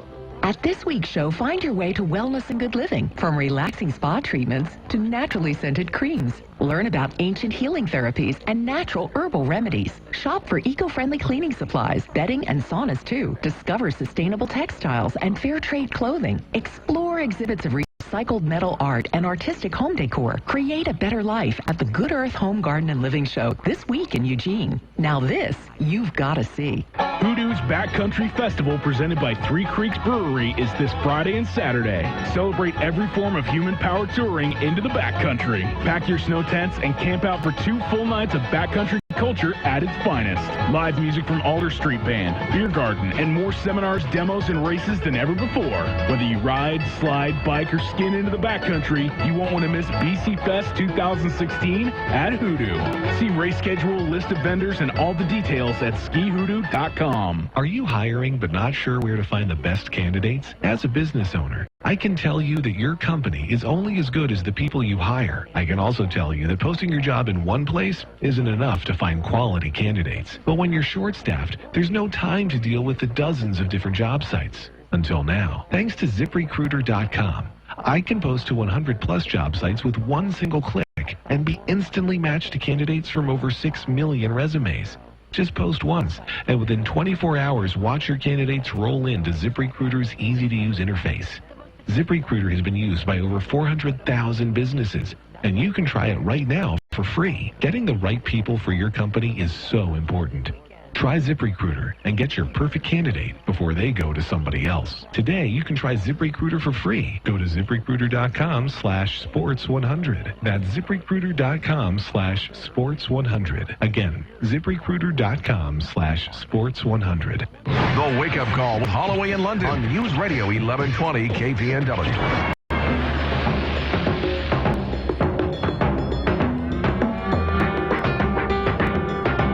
Radio 1120 KPNW. Well, as Rob mentioned at the top of the hour, the FBI is investigating a Kent State professor for possible ISIS ties. And part of it has to do with Facebook postings. You shake your head and go, how dumb are people? Anyway, his Facebook page actually praised Osama bin Laden and urged al-Qaeda fighters to merge with ISIS. And one of the quotes off the Facebook page, Sheikh Osama, may Allah be pleased with him, was the greatest and deserves praise for kicking off this jihad, according to the professor whose name is Julio Cesar Pino. But evidently he's changed his name to Assad Jibril Pino. And according to one of his essays, Born in the Fist of the Revolution, A Cuban Professor's Journey to Allah, he says that he essentially is a Cuban-born convert to Islam. And so, to talk about it this morning, it is Joshua Katz. He is a national security and intelligence expert. He's also a former Army Ranger, was with CIA as an operations officer. Thanks for your service, first off, Joshua, and thanks for joining us on the Wake Up Call second. It's a pleasure to be with you again. All right, so where do you even start with this? I mean, where do you start? Yeah, where do you start? I guess my first, what really interests me the most is whether Kent State is backing this guy or not. Well, they have been backing him since he first came out during a lecture at Kent State in 2011, where an Israeli diplomat was giving a talk and got up in front of the crowd and said death to Israel, which I think is pretty violent, right? So Kent State has becoming a university of higher education. Yeah. Right? And I think that is, from my view, I have two views on this, one from the national security perspective, but also as a parent, and I'm looking at this from my parental lens and saying, oh my gosh, if my kids were going to Kent State right now, I would have them transfer to another university, because what Kent State has done over the years is to hide this guy and to allow him a pulpit by which he can talk to our young children, to influence them, and to put this radical jihad message into their heads. Where is the leadership from Kent State? What's interesting to me, let's say the shoe is on the other foot here, and you've got a guy that's in there, or a gal, that instead of trying to convert students to Islam, was trying to convert them to, say, being a Presbyterian or an evangelical.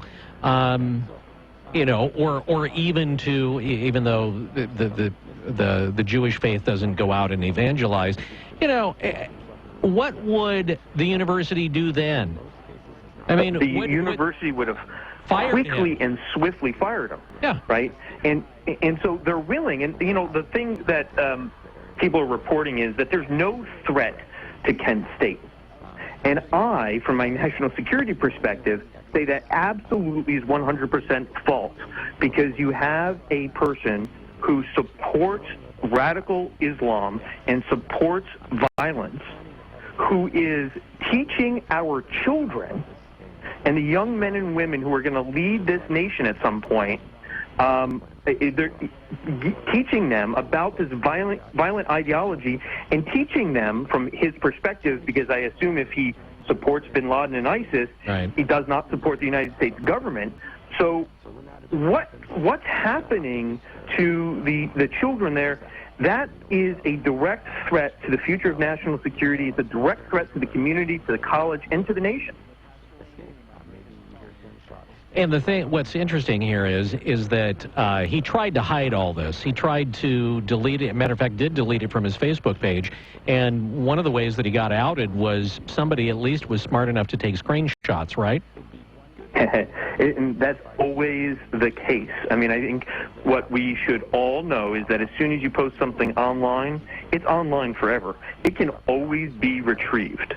Right? So whether that person took a screen capture or whether the FBI had to get a warrant and go to Facebook later on and to get that information, which I'm sure they have, it was going to come out regardless. And so I think it shows he was being sloppy. But I also think that from what I've read about him, reading his public pronouncements over the years, that he is looking for media attention. He is trying to drive the discussion and trying to drive a wedge between free speech and supporting terrorism to give terrorists more room to infiltrate America. So, do you have any idea where this FBI investigation is at, other than they've talked to the university and said there is hypothetically no threat?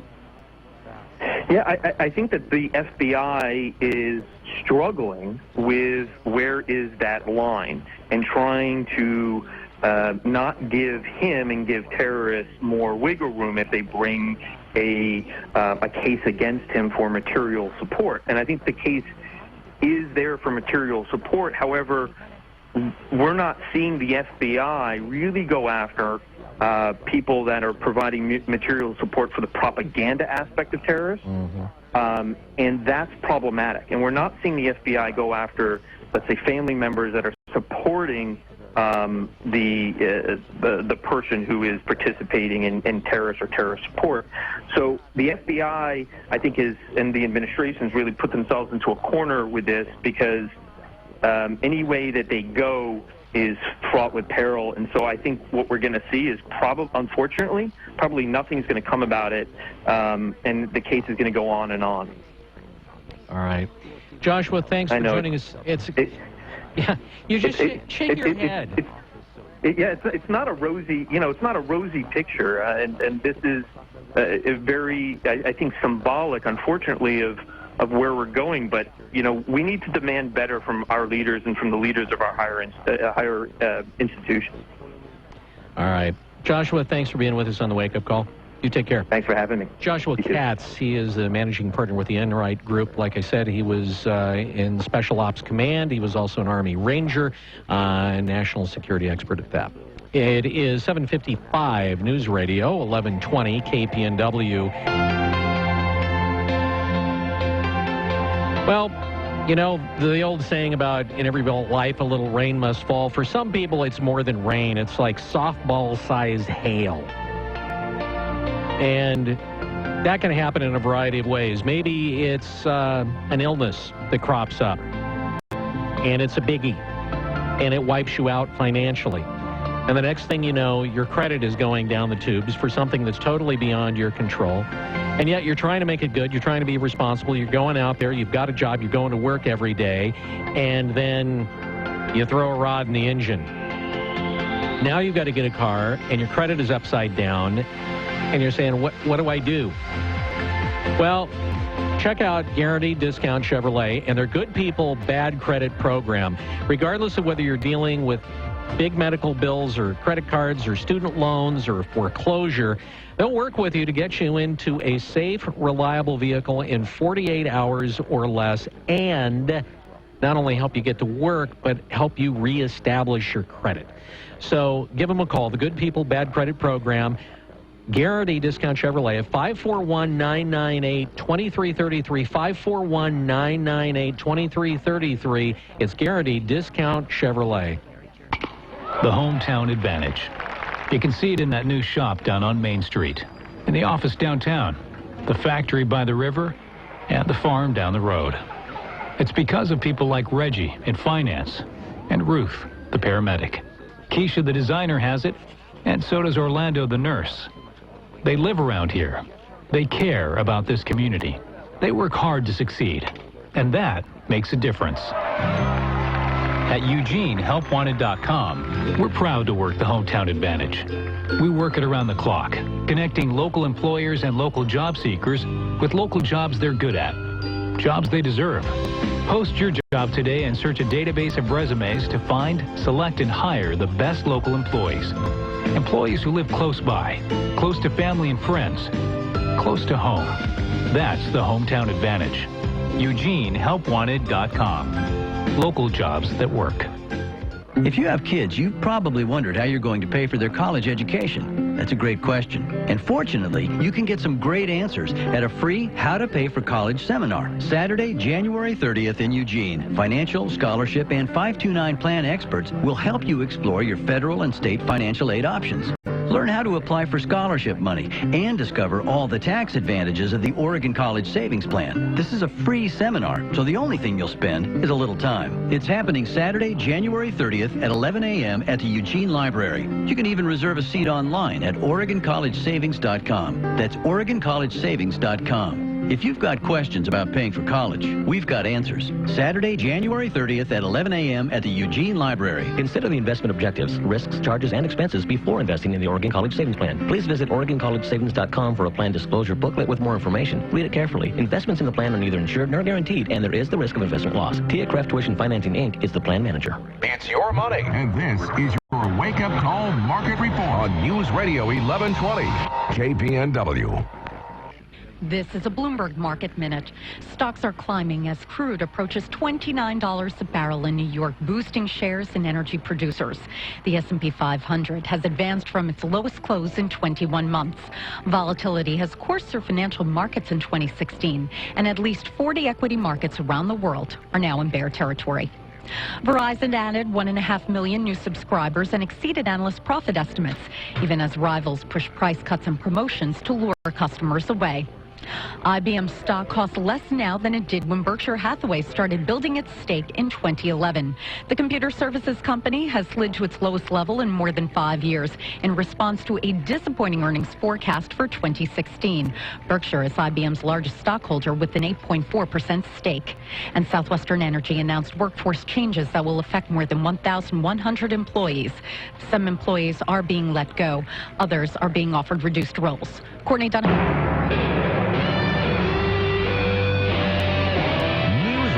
1120 KPNW, Eugene, Springfield, USA.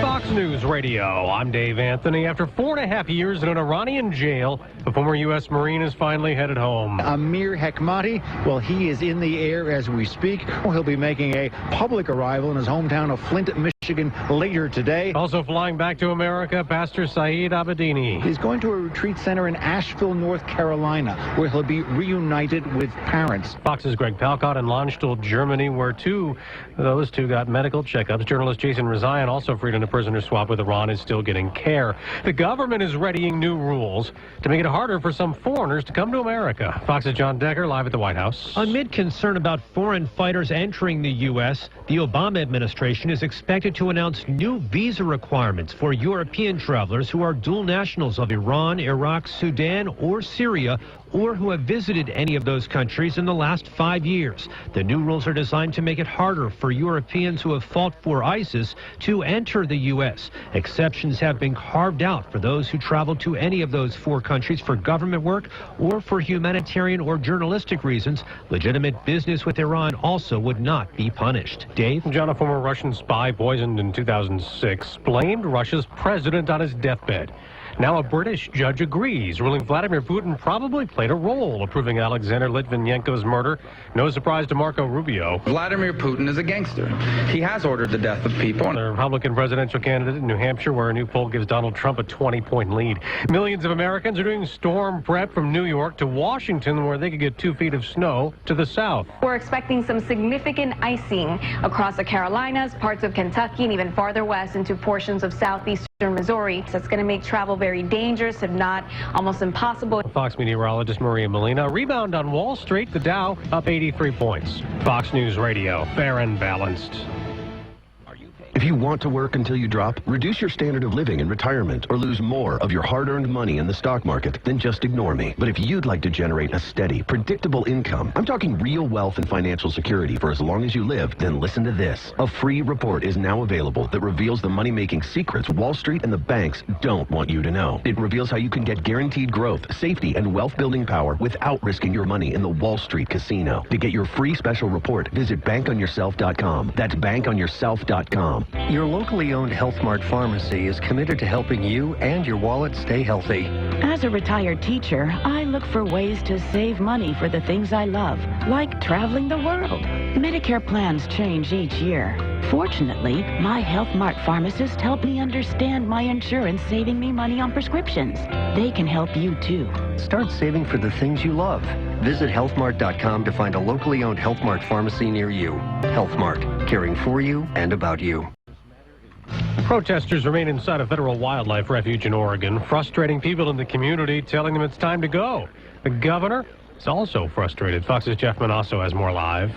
Dave, local, state, and federal law enforcement officials have largely sat back since armed protesters took control of the Malheur National Wildlife Refuge in Harney County in southeast Oregon January 2nd in a battle over land rights. Federal authorities must move quickly to end the occupation and hold all of the wrongdoers accountable. That's Oregon Governor Kate Brown, though protesters have been peaceful in their demands, saying they're not going anywhere until federal lands are turned over to locals, and that 2 Oregon ranchers imprisoned for a fire that spread to federal land are freed. Dave. Jeff, days after the World Health Organization declared the Ebola outbreak over in West Africa, a second Ebola case in Sierra Leone, a relative of a woman who just died from the virus. Family members who prepared her body for burial are at risk and being monitored. The new patient is under quarantine. A call for help from a suicidal mother in Florida turns homicidal. Deputies in the Florida Keys raced to the 7-mile bridge when Paola Vargas Ortiz called for help. 911, where's your emergency? Yes, hi, good afternoon. I'm planning to suicide myself. I'm sorry, you're planning to what? Suicide myself. But they also found an empty car seat, prompting them to ask the despondent woman, "Where's your baby?" She told them the 5-month-old boy was dead. When they got there is when they located the small child in a freezer. Deputy Becky Herron. Neighbors are shocked. They are a very decent family, really united. She always came to take care of her younger brother. In Miami, Eben Brown, Fox News. Almost all the schools are in session today in Detroit, Michigan, after yesterday's massive sick-out by teachers upset over conditions in the schools. There was a lawsuit yesterday to try to stop all those absences. I'm Dave Anthony, Fox News Radio.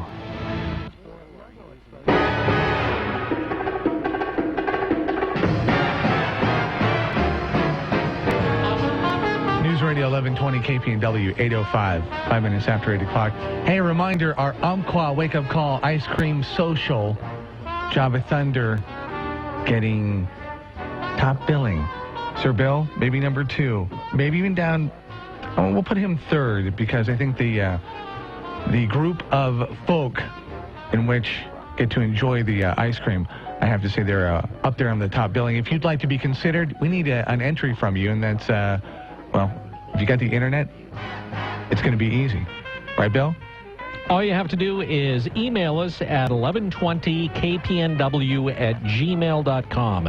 That's 1120kpnw@gmail.com. Just put on the subject line ice cream or Umpqua ice cream and make sure that you have your name, daytime phone number where we can get a hold of you, how many people in your office, because this is up to 20 people that we're going to be doing the ice cream for, and a time before 3 o'clock where we can deliver said ice cream to your workplace. So that's what we need. So 1120kpnw@gmail.com. Doesn't cost you anything. Nobody's going to sell the mailing list. And we would love to be able to deliver some tasty Umpqua ice cream to you tomorrow. And if you have more than, say more than 20, yeah, then it's up to you to come up with the list. You can kind of work it and, have people give you gifts and praise and all kinds of stuff to get on that list. I like that idea. Mm-hmm. Yeah. And it's a way maybe to, in the future, try to get yourself a raise of some sort. That's kind of the way I look at it. So anyway, 1120kpnw@gmail.com, and get it to us because we're going to do the decision on who's going to be getting it, the drawing a little bit later on. So. Sounds good. Conley coming up. Also, the news, a bit of news. Yep. We were going to follow up on a story that you heard a little bit ago on Fox. It has to do with the governor, and she's all mad at the folks over in Eastern Oregon. Although you could ask the question, so Governor Brown, have you even gone over there yet? Have you even gone over and talked to the residents over there yet? Oh, wait, you haven't. Anyway, we'll have that. We'll also hear about her agenda for the upcoming legislative session. And no big surprises there. Also, we'll take a look at employment in the state. A search going on for a robber who stabbed a Eugene man in the arm trying to rob him. Those stories and more coming up, brought to you by Burrito Amigos, the friendly ones, right here on News Radio 1120 KPNW. News time 8:08. Fall is officially hit with cold, rainy weather. Don't start a chilly day with a bleak breakfast. Warm your spirits with a breakfast burrito and coffee from Burrito Amigos, the friendly ones. You can always enjoy a fresh cup of coffee at any Burrito Amigos location, but if you need a great espresso, hit up Burrito Amigos drive-thru on 6th and Polk in Eugene, or drop by the Springfield shop at 42nd and Main. Get a big old fresh mocha and bacon breakfast burrito. Bacon and chocolate and coffee. In some states, those are the only three food groups. Best of all, you don't need to get out of your car at either of those locations. Of course, that breakfast burrito can also feature link sausage, chorizo, huevos rancheros, black Angus steak, or get it meatless. And of course, you can have a junior burrito or get the larger regular size on those days when you really need to fuel your morning. I'm Bill London, Burrito Amigos' biggest fan, and I do hereby attest coffee and a breakfast burrito from Burrito Amigos trumps any breakfast food requiring the application of milk. Burrito Amigos in Springfield and Eugene. For a fun family activity, check out the Selco Saturday Kids Workshops at Mecca. You can do a different creative craft project each week, from sock puppets to robot rockets. Drop by with your kids 11 a.m. to 3 any Saturday. A small donation is requested. Mecca, right next to the train station. For more information, go to materials-exchange.org. That's materials-exchange.org. This message is brought to you by Lane County Waste Management in association with EARS. Levitt's Freight Service is looking for experienced flatbed drivers who come ready to run hard and get paid top wages. Drivers can earn as much as 50 cents per mile. Get behind the wheel of a newer, well-maintained fleet at Levitt's. Right now, drivers living along the I-5 corridor will run superior miles and get through the house weekly. Call Levitt's Freight Service now and ask for Jordan Williams and be treated like the professional you are. Hi, this is Jordan Williams from Levitt's Freight Service. Join our team. Call me now at 800-935-4236. Again, that's 800-935-4236. And let's talk about your future. Now, this morning's wake-up call with the latest news from the Northwest and your neighborhood on News Radio 1120 KPNW. Good morning. This look at the news brought to you by Burrito Amigos, the friendly ones, featuring great breakfast burritos and fresh brewed locally roasted coffee for a tasty start to your morning. Here's what's going on. Well, Governor Kate Brown is all upset, mainly because she doesn't like the way federal authorities are handling the occupation of a national wildlife refuge by an armed group, and she says she's going to bill the U.S. government for what the occupation is costing state taxpayers. So just out of curiosity, how would she feel about it if the feds actually billed Oregon for Cover Oregon? Just saying. Governor Kate Brown said federal officials have to move quickly to end the occupation and hold all of the wrongdoers accountable. Exasperated by the situation that began January 2nd, Brown said, "I will not stop insisting the federal officials enforce the law." Meanwhile, on day 19 of the takeover, a new outward sign of prepping for potential trouble.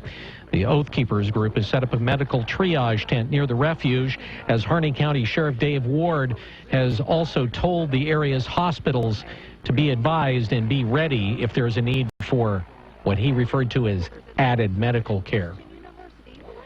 So Governor Brown also laid out her agenda for the 2016 legislative session yesterday. Brad Ford reports. The governor has 4 priorities: education, economy, equity, and preparedness. Brown plans to use executive and legislative actions to build a seamless cradle-to-career education system, increase the minimum wage and affordable housing, and help small business. Sometimes this means just getting out of the way. She wants to cut red tape for businesses and step up emergency preparedness. Brown also wants lawmakers to help Harney County offset costs associated with the nearly 3-week-old armed occupation of the Malheur National Wildlife Refuge. The situation is absolutely intolerable. She called on federal authorities to end it as soon as possible and help reimburse the costs. I'm Brad Ford, KPNW.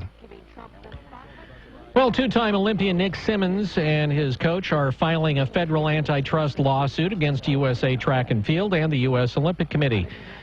Simmons and coach Sam Lamprey own Run Gum. That is a caffeinated chewing gum. Yes, they're suing over gum. The suit filed yesterday alleges the two organizations are illegally restricting sponsor advertising at the U.S. Olympic trials, which start in July at Eugene's Hayward Field. Simmons said in a release that Run Gum is looking to sponsor athletes at the event, but isn't allowed because it's not an approved sponsor. Run Gum is seeking to have the sponsor advertising rules overturned. Well, the USATF says we're not commenting because it's pending litigation and we just don't want to talk about it. Meanwhile, the USOC is just not returning anybody's phone calls for comment. Whooping cough cases increasing in Lane County, and it has Lane County Public Health asking people to get vaccinated. They've been monitoring a spike in whooping cough cases since last year when there were 61 confirmed cases. That's 53% more than the usual year. Health experts say whooping cough is really dangerous for babies. Symptoms in older children and adults are similar to a cold with a cough that gets progressively worse. Vaccinations, by the way, are covered by most insurance companies. You can get them at a number of facilities, including pharmacies, and of course, if you really need them, at the health department. Eugene police are also asking for your help today. They are asking that you help them find an assault suspect that attempted to rob a man Wednesday and stabbed him in the process. The incident happened in the area of West 13th and Chambers around 1:30. Police found the 23-year-old man in front of the house with a large but non-life-threatening stab wound to the arm. Investigators say he was taken to the hospital. According to police, the suspect attempted to rob the man and fled. He's described as a white male, early 20s, 5'4", blonde hair, last seen wearing all black during the robbery. If you have any information, contact the police. Oregon's unemployment rate continues to fall. Brad Ford has more. Oregon's unemployment rate is getting closer to the national average. Oregon's unemployment rate dropped to 5.4% in December. That's down from 5.7% in November. Employment economist Nick Bilachek says the national average is 5%. In December, the state added 2,300 jobs, and for the year, the state added nearly 55,000 jobs. That represents a growth rate of 3.1%, and that's much faster than the U.S. job growth rate of 1.9%. In December, manufacturing and the government added the most jobs. Brad Ford, KPNW. All right. As we like to say, if you know the words, sing along. I'll sing for the place that my heart is called home, where the Oracle Inc., the primary contractor on the failed Cover Oregon Health Insurance Exchange portal, is once again suing Oregon. In a lawsuit filed yesterday, Oracle claims the state reneged on a settlement agreement that was allegedly reached in October. The software giant claims the agreement was made verbally with Governor Kate Brown's former chief of staff, Brian Shipley. Oregon Attorney General Ellen Rosenblum bristling said there was never a settlement. State officials say that it's the Attorney General, not the governor, who has the authority to approve such a settlement. The lawsuit is part of a lengthy legal battle between Oracle and the state of Oregon over who is responsible for the project's disastrous failure. U.S. Coast Guard Petty First Officer Petty Officer Third Class Jonathan Klingenberg says now the search for two men missing after a fishing boat struck a jetty has been suspended. Klingenberg says the crews completed the search by helicopter yesterday afternoon. It covered the area around the crash, and they said they found nothing.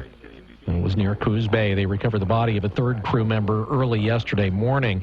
They found the crabbing vessel's radio beacon. The ship's captain survived the mishap. He reached shore Tuesday night. Klingenberg says the search could be restarted if authorities receive new information or reports in that particular case. So we've got a crash on Highway 20 this morning, one lane about 20 miles east of Newport and 3 miles west of Eddyville. And they expect it to be closed, or at least one lane closed for most of the morning. So you've got a log truck essentially, and it sounds like it's overturned. Just know that if you're going through that area, it's going to be a lengthy delay. So a bail hearing was held yesterday in Benton County for a pair of people accused in the murder of 29-year-old Jason Scott Williams of Corvallis.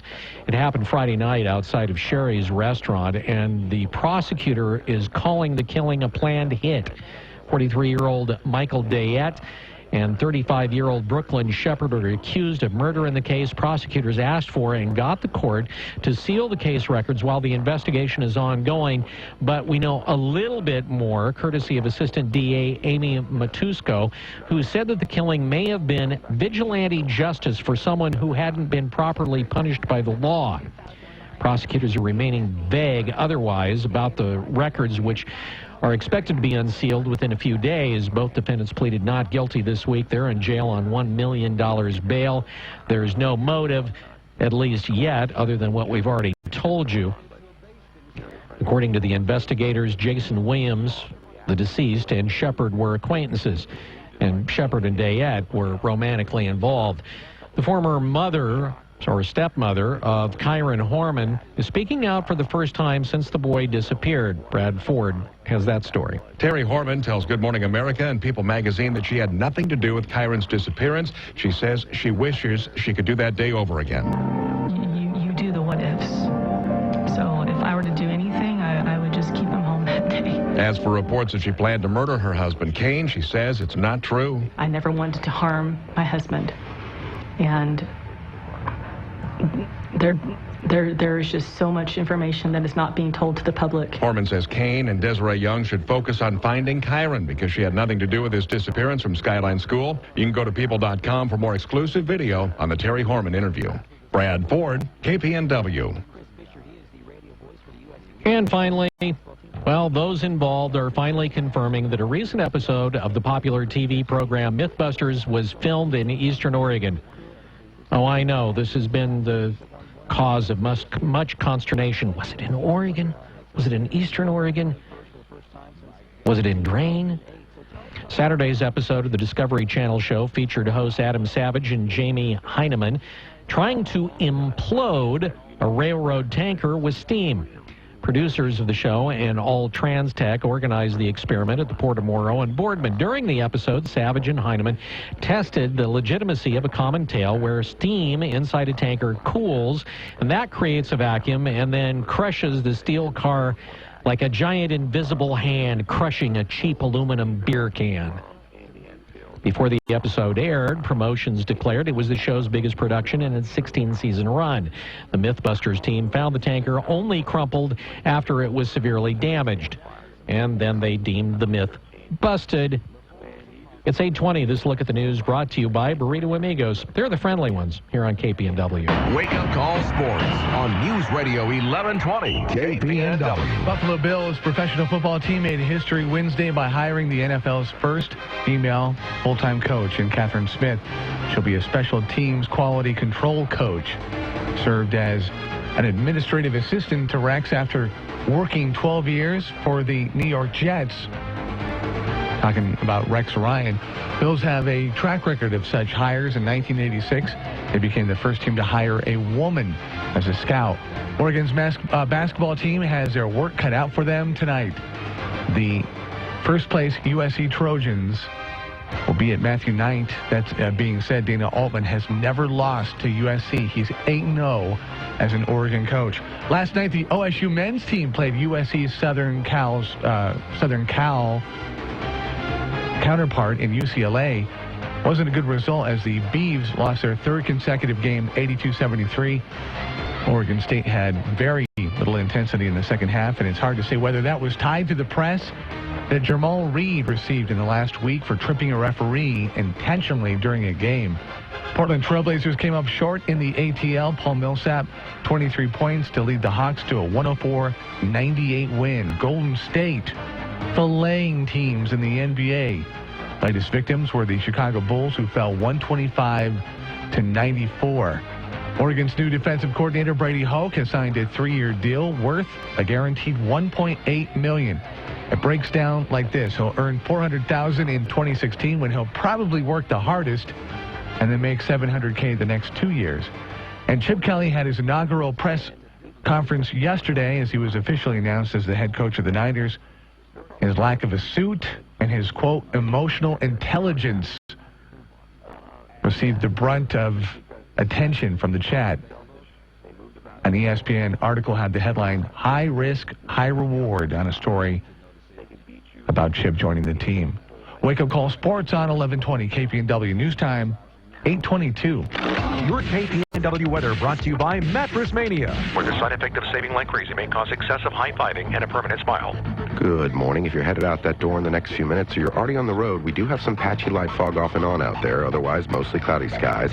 Temps are in the low 40s at about 42 in town, with winds out of the southeast at 5 to 10. We had a warm front move through overnight, and that's kept things fairly nice. Now, this afternoon, we are tracking a cold front moving in with a storm system. The mostly cloudy skies will continue throughout the day, with highs in the mid-50s out there, 54 here in town. Winds will pick up in the afternoon out of the southwest to 10 to 20, gusts up to 25. And anytime after 5 p.m., we have about an 80% chance of showers moving in, as well as a couple of isolated thunderstorms. Be prepared for that for your commute home. I'm Chief Meteorologist Chris Nation in the KMTR News Source 16 Weather Center, hoping you have a fantastic day. America's first sustainable home and garden show returns. Now this, you've got to see. Meet designers, builders, and craftsmen that can help you create a healthy home. Discover nature-inspired design trends. Plan your project's remodels, backyard cottage, or new home. Explore exhibits offering energy-saving products and ideas. Get the facts on solar, passive house, and the area's best green building practices.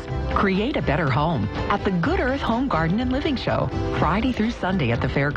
Admission is free. EugeneHomeshow.com. At this week's show, tour Oregon's tiny house roundup. From crafted cottages to a retro mod hangout. Discover big design ideas for small spaces and outdoor living rooms. From Better Homes and Gardens, Shannon Quimby. Visit the Duckling Stage to craft storybooks and art. Experience 3D printing with the U of O's product design students. Create a better life at the Good Earth Home Garden and Living Show. Admission is free Friday through Sunday at the fairgrounds. EugeneHomeshow.com. Nothing goes better with a burger than a Budweiser.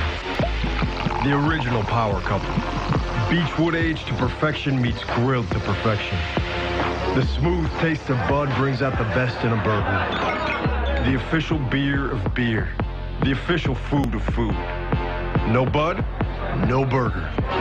This could be a debate, but it's not. Budweiser, this Bud's for you. Enjoy responsibly. Anheuser-Busch Incorporated, Budweiser Beer, St. Louis, Missouri. This is a referral service. Calls will be routed to an independent referral insurance agency.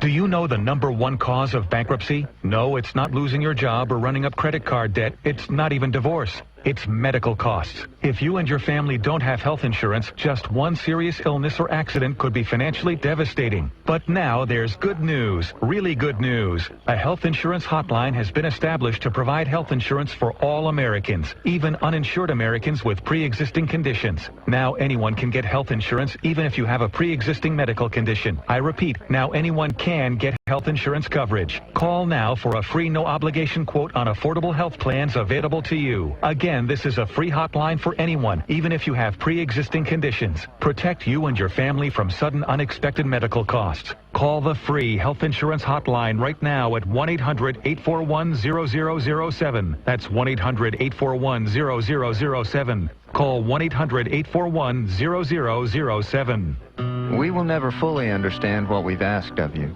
or your families, asking you to put yourself in harm's way, to endure it all. But we do understand that it's our turn, our duty, to keep you secure for the rest of your life. Wounded Warrior Project long-term support programs help our most severely ill or injured veterans live independently, at no cost, for life, so that they might stand at ease. Join us at findwwp.org. Well, maybe it's not you, but maybe somebody in your family is upside down financially. Maybe it was student loans. Maybe it's your kid. You know, student loans are eating up more and more of millennials' income. And it makes it hard to, put things together, particularly with the job market the way that it is. We've talked about this before, about this barbell economy where you've got a few really good jobs that are being created and a lot of really marginal jobs that are created. And it's hard to make ends meet, and sometimes your credit goes upside down because of it. Well, Guaranteed Discount Chevrolet, they have the Good People, Bad Credit program for folks that are struggling to make ends meet, but they're still out there working on a daily basis. They can help you get into a safe, reliable vehicle, in a lot of cases in 48 hours or less, and they've helped hundreds of people with this, not only get on the road so they can get to work, but also try to get their credit reestablished. So contact the folks at Guarantee and the Good People, Bad Credit program, 541-998-2333, 541-998-2333. The Guaranteed Discount Chevrolet Good People, Bad Credit program. Ladies and gentlemen, once again, it is my profound pleasure to introduce The Wake Up Call on News Radio 1120 KPNW.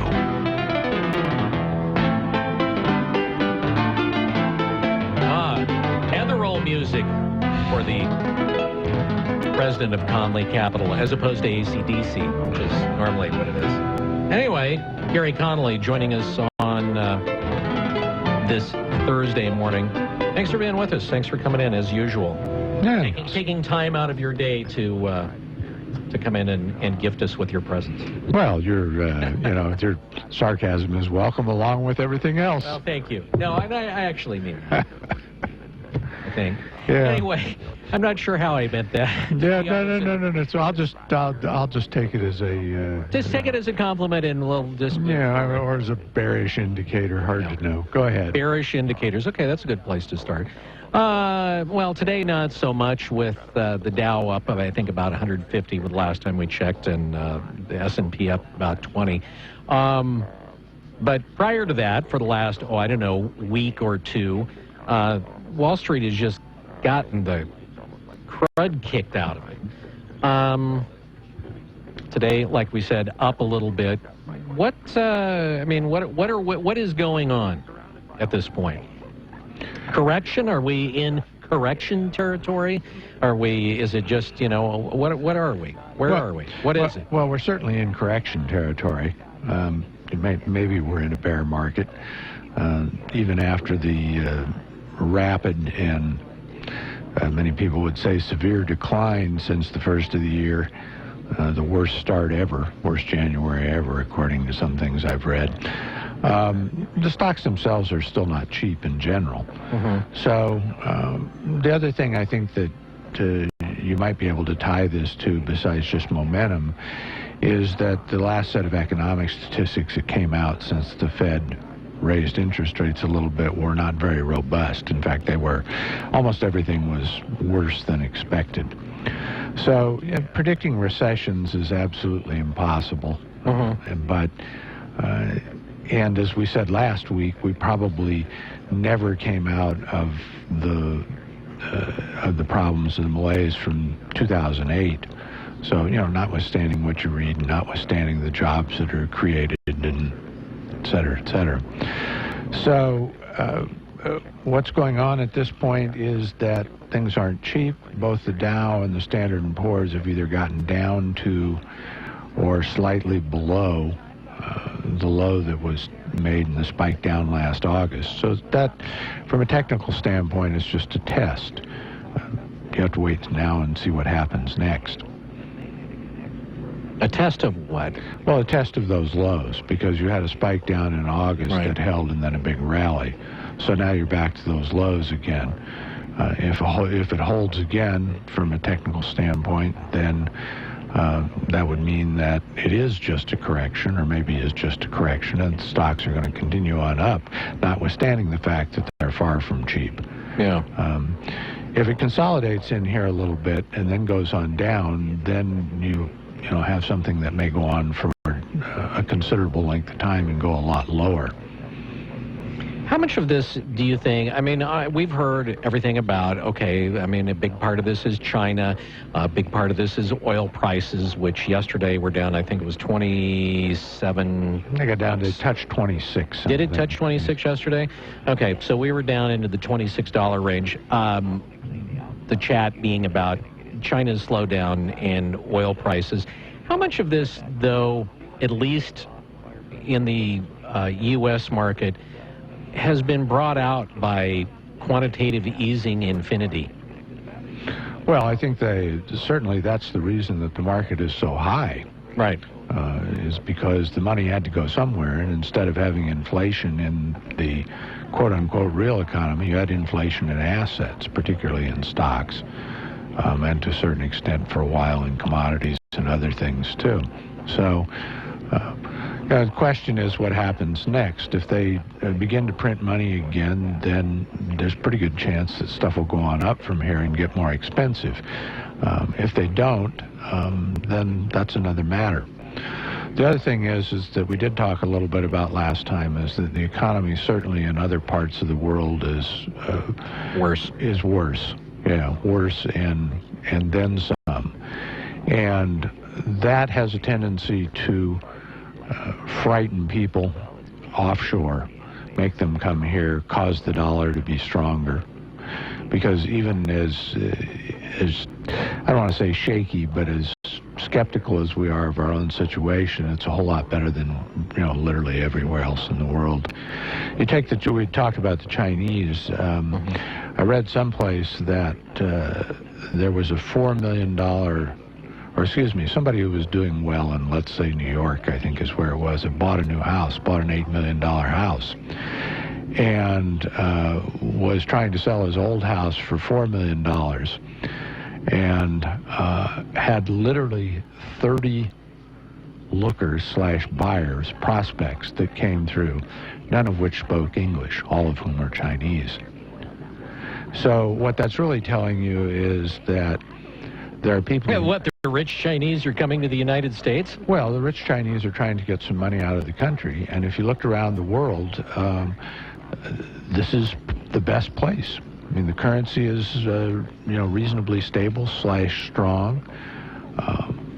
Comparatively speaking. Yeah, I mean, you have, as much as we grouse about it, you have a legal system that actually works, where you have property rights, and most of those work most of the time. You smirk. Tell that to the folks in Eastern Oregon. Well, you smirk, but it's again, all of this is relative. Right. So that's a draw.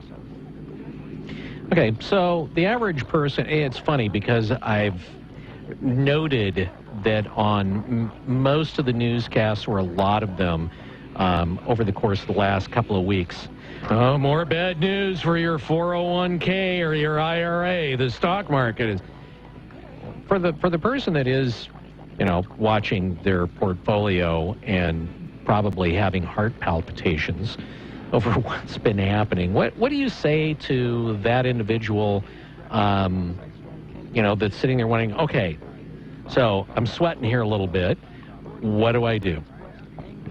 Well, in terms of the stock market itself, if you're first, as an individual, you should probably never be 100% invested.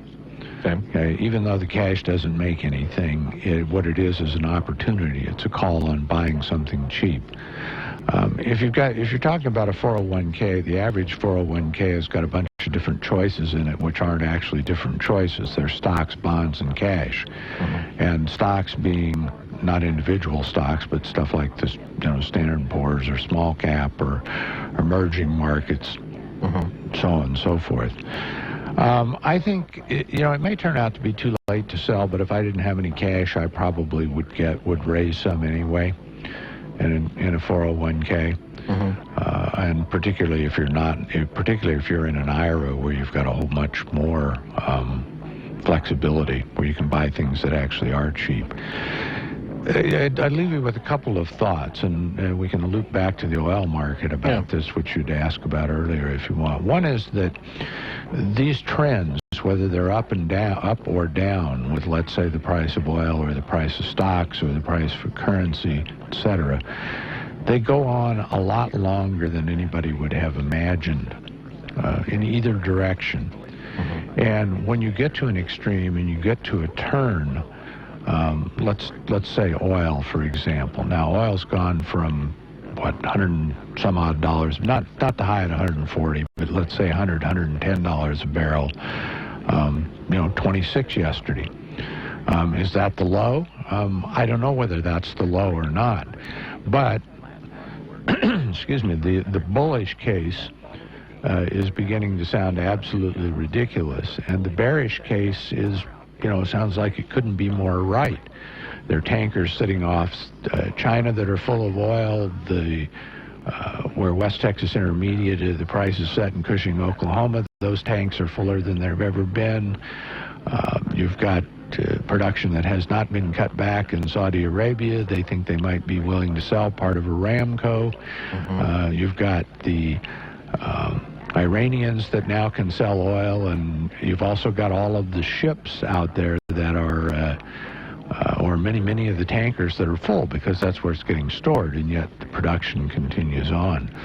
So, it looks like the price can only go down, and it may go down from here more. I don't know. But I asked somebody this the other day, and they kind of poo-pooed it, but how much longer can the Saudis really convince OPEC that they need to continue producing at the levels that they are? I mean, how long can they afford the prices to be this low? Because, this is price fixing at its finest that's causing this. Well, it's production that's causing it, but they could they could cut production and cause the price to go back up to at least put some restrictions or constrictions on the supplies.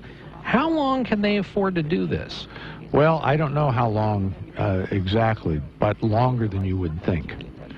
As long as they've still got some political stability and they've got reserves, foreign currency reserves. And everybody else in OPEC, nearly everybody else in OPEC, has got to keep producing because they need the cash flow.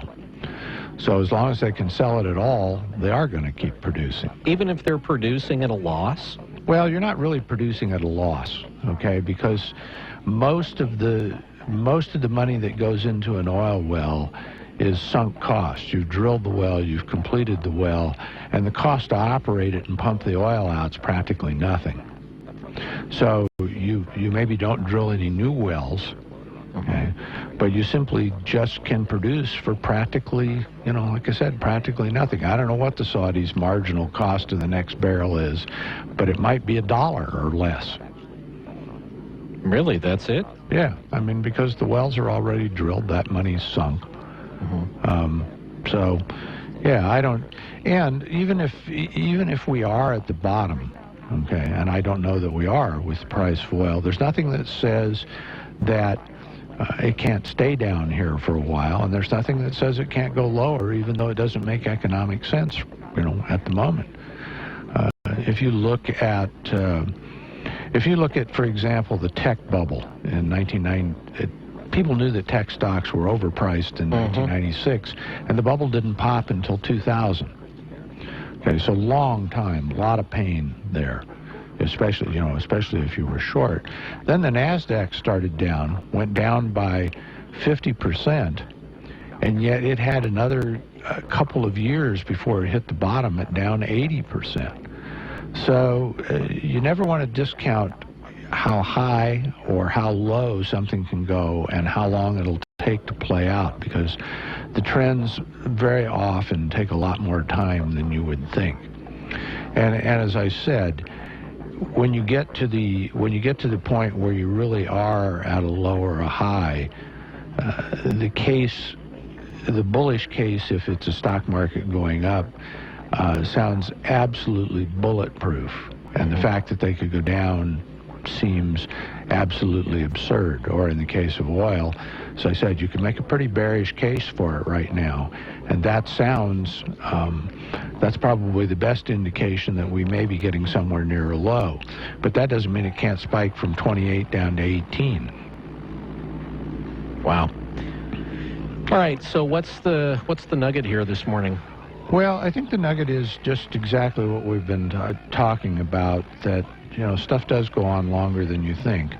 And there are really only two things that you can do, I think, in the long run that will enhance your situation. One is, as I said, I think, as an individual, you should almost always have some cash, because you don't know when you're going to get an opportunity to do something that's, that will really make you a lot of money. So that's one thing. The other thing is that the only thing that you can really do that will help you wait stuff out and have good results in the long run is buy things when they're truly cheap. And there aren't very many things that are cheap right now. Stocks are not cheap. Some biotech stocks might be cheap. Oil might turn out to be cheap here. But and gold might turn out to be cheap here, along with some mining stocks. Another thing that's very, very cheap is credit. The spreads between treasuries and high yield or junk bonds have widened out to the point where that might be cheap also. Not cheap, crisis cheap, like it has been a couple of times before, but a good rate of return there.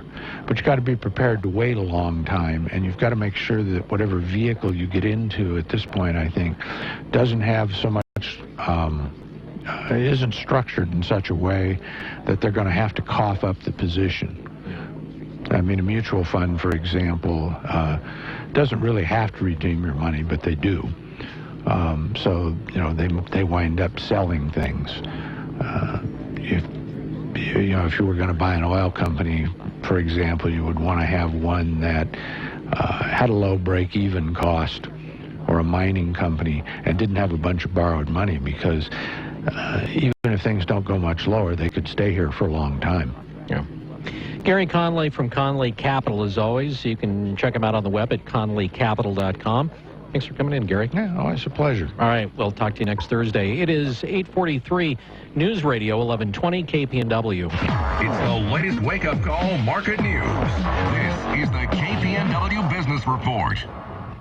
This is a Bloomberg Market Minute. Stocks are rising, with the S&P 500 recovering from a 21-month low. Investors are weighing the potential for additional stimulus measures from governments. Energy and consumer discretionary companies helping pace the rebound from yesterday's sell-off. Mortgage rates fell, with the 30-year average dropping to a 3-month low. The average rate for a 30-year fixed mortgage was 3.81%. That's according to Freddie Mac. It was the lowest since late October. The average 15-year rate fell to 3.1%. Union Pacific tumbling to the lowest in almost 3 years, as a worsening freight slump caused the railroad to fall short of profit estimates for the third time this year. Sports Authority is struggling to avoid bankruptcy after failing to capitalize on a fitness boom that's benefiting upstart competitors. The company is having trouble trying to persuade creditors to reduce its outstanding debt. Representatives for Sports Authority declined to comment. Courtney Donahoe, Bloomberg Radio. Tune in to Real Estate Today, weekdays at 5:30 p.m. I'm Bob Nelson, real estate investment broker and exchange specialist. Cascade Exchange Services is my choice for completing tax-deferred exchanges. Megan McMahon, who's a CPA, is my choice of the person to handle my tax-deferred exchanges. It's a locally owned company. They do business on a nationwide basis, same-day document preparation, and she's always available for free and very excellent consultation. Contact Megan at Cascade Exchange Services. If you or someone you know is addicted to drugs or alcohol, this could be the most important message of your life.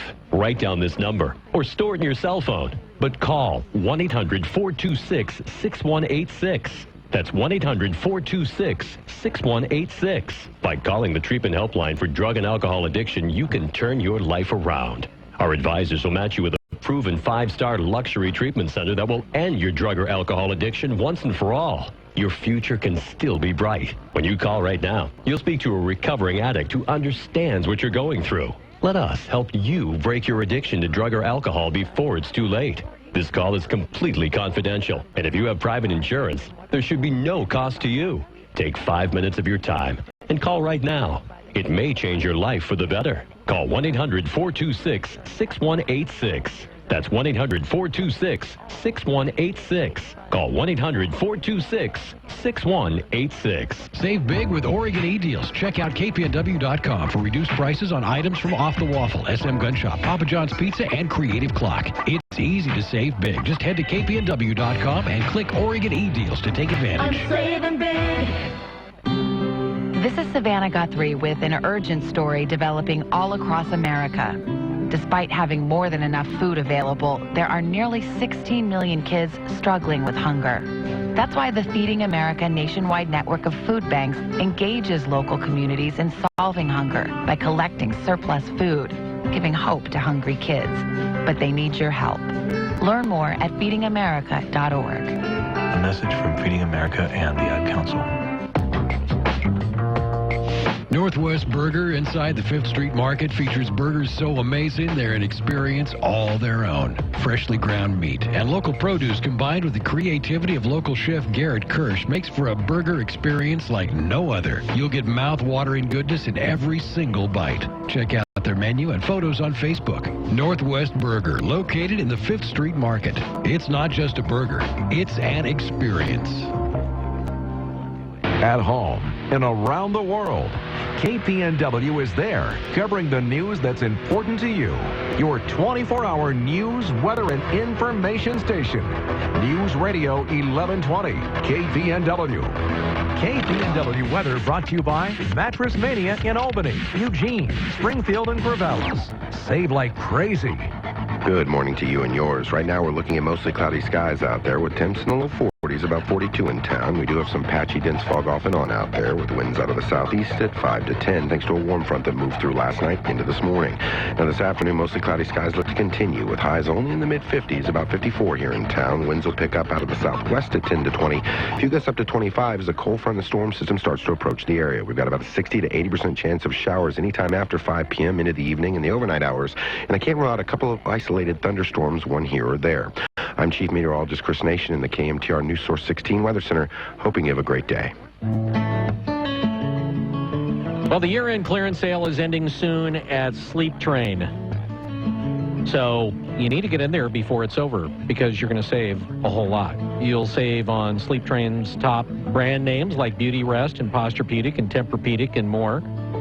You get up to 36 months interest-free financing with no money down on Tempur-Pedic and the all-new Beauty Rest Black Hybrid Collection with, and I love this, cooling memory foam and pocketed coils. And when I think mattresses, you know, the first thing that comes to mind is, well, yeah, you can talk about comfort. You can talk about it's going to be queen size. But I want to talk pocketed coils. Because if they're pocketed coils, you know they have to be good because, well, they're pocketed. Of course. Why else would you want the mattress? Because it has the pocketed coils. Anyway, go in and talk to them. And don't forget the 36 equal monthly payments on your approved credit with 36 months interest-free financing. That's a pretty good deal. Sleep Train, they're there saying, come on in, take a look at our pocketed coils. Well, you don't really take a look at them. You get to feel and experience them. But if it's been a while and your mattress is a little decrepit, if it's a little bit lumpier than it should be, go see what a mattress from Sleep Train looks like in 2016 and take advantage of the year-end clearance sale and the same-day delivery in Eugene, Springfield, Corvallis, and Salem. And tell me like this with the wake-up call. It's your ticket to a better night's sleep. Sleep Train. Give us 15 minutes, and we'll give you something to talk about at work. Your wake-up call with Holloway in London on News Radio 1120 KPNW. 8:50 at a gathering, I don't know, in the last 6 months, there was a discussion because one of the persons there, one of the men, had a big bulbous beard for a while, and somebody else was in that pursuit, headed that direction. And we were talking about, there was discussion about the yeast, where, in fact, I think we even talked about this on the show here, about somebody making a beer with the yeast from a beard, and people were talking about, ooh, that's disgusting, and what else is growing in there, and the discussion, thankfully, was, we'll just say, not around mealtime, because I think there were some people that got a little queasy, but they were invested in it and passionate about it, whichever side they fell on in the discussion of the big beard. Well, it turns out that, and this is from a new study, that found that men with beards actually have less bacteria on their faces than men who are clean-shaven.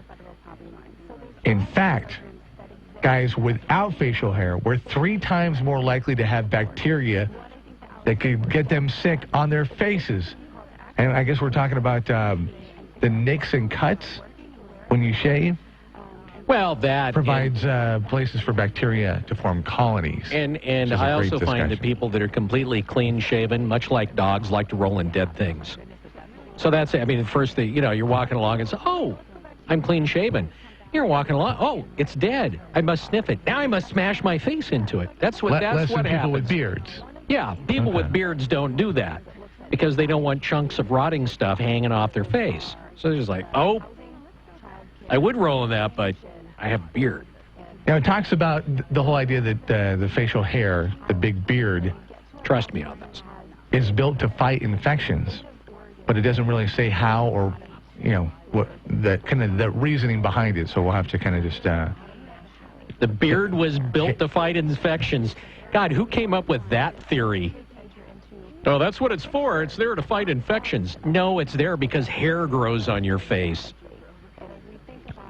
So is that to assume then that hair grows on your face to prevent infections? Is that why hair grows on your head or your arms or your chest or your butt?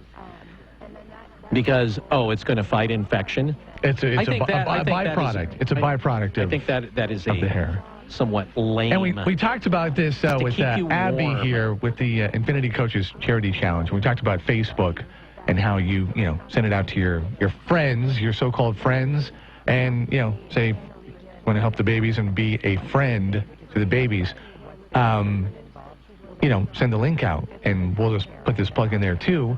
If you didn't hear that discussion, we're trying to vote for Dana Altman in the Infinity Coaches Charity Challenge. If you just Google that, it should pop up. And Dana is the second coach there after you log in and register, and you can do that once a day. I've tried. You can't vote more than once a day. That's to help out CMN because he picked Children's Miracle Network, and it was the only CMN hospital in the whole contest. So thank you, Dana, and thank you to those that have already voted, and thank you in the future if you want to be one of those.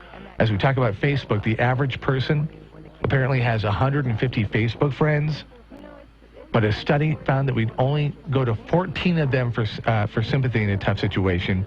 In a crisis, we have 4. That seems a bit high. In a crisis situation, you've got 4 of your so-called 150 that you could really go to and have your back. 4 seems somewhat high. It does seem high to me as well. It just goes to show you how isolated we are.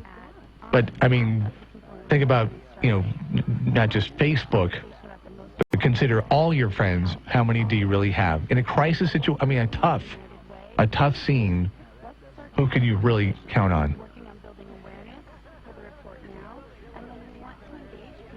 And we'll wait till you, it's a pretty quick list, huh? Kind of sobering. Kind of depressing, too. Yeah, it really is. It just goes to, like I said, it just goes to show you how isolated we really are. Deadline is today for the Wake Up Call Ice Cream Social nomination. If you want to get your workplace, to be considered for the ice cream delivery of the Umpqua Java Thunder tomorrow, you need to get it in by what, 12 today? 12 noon? Yeah. Noon. noon, 12 noon. Noon o'clock. Not 12:01, not 12:02. 1120 KPNW at gmail.com. 1120 KPNW at gmail.com. All you need to do is put on the subject line just ice cream or Umpqua ice cream or, ice cream party, festivities, sock op, that kind of thing. I want you to wear all white, and I want you to find the hat. Like the old milk delivery guys. Yeah. Does anybody still do that? Does anybody deliver milk anymore? I wonder if Schwantz's, isn't that what it's called? I think it's... Isn't it Schwantz? It's Schwartz? Schwans, not Schwantz. I don't know. Never had a... They might deliver milk. I don't think they deliver milk. No, I don't think Schwantz. They look like they should. They're trucks. Yeah. We got to go. We'll see you tomorrow at 6:05. We'll start the weekend off early from the Whitmer Studios right here with the Wake Up Call.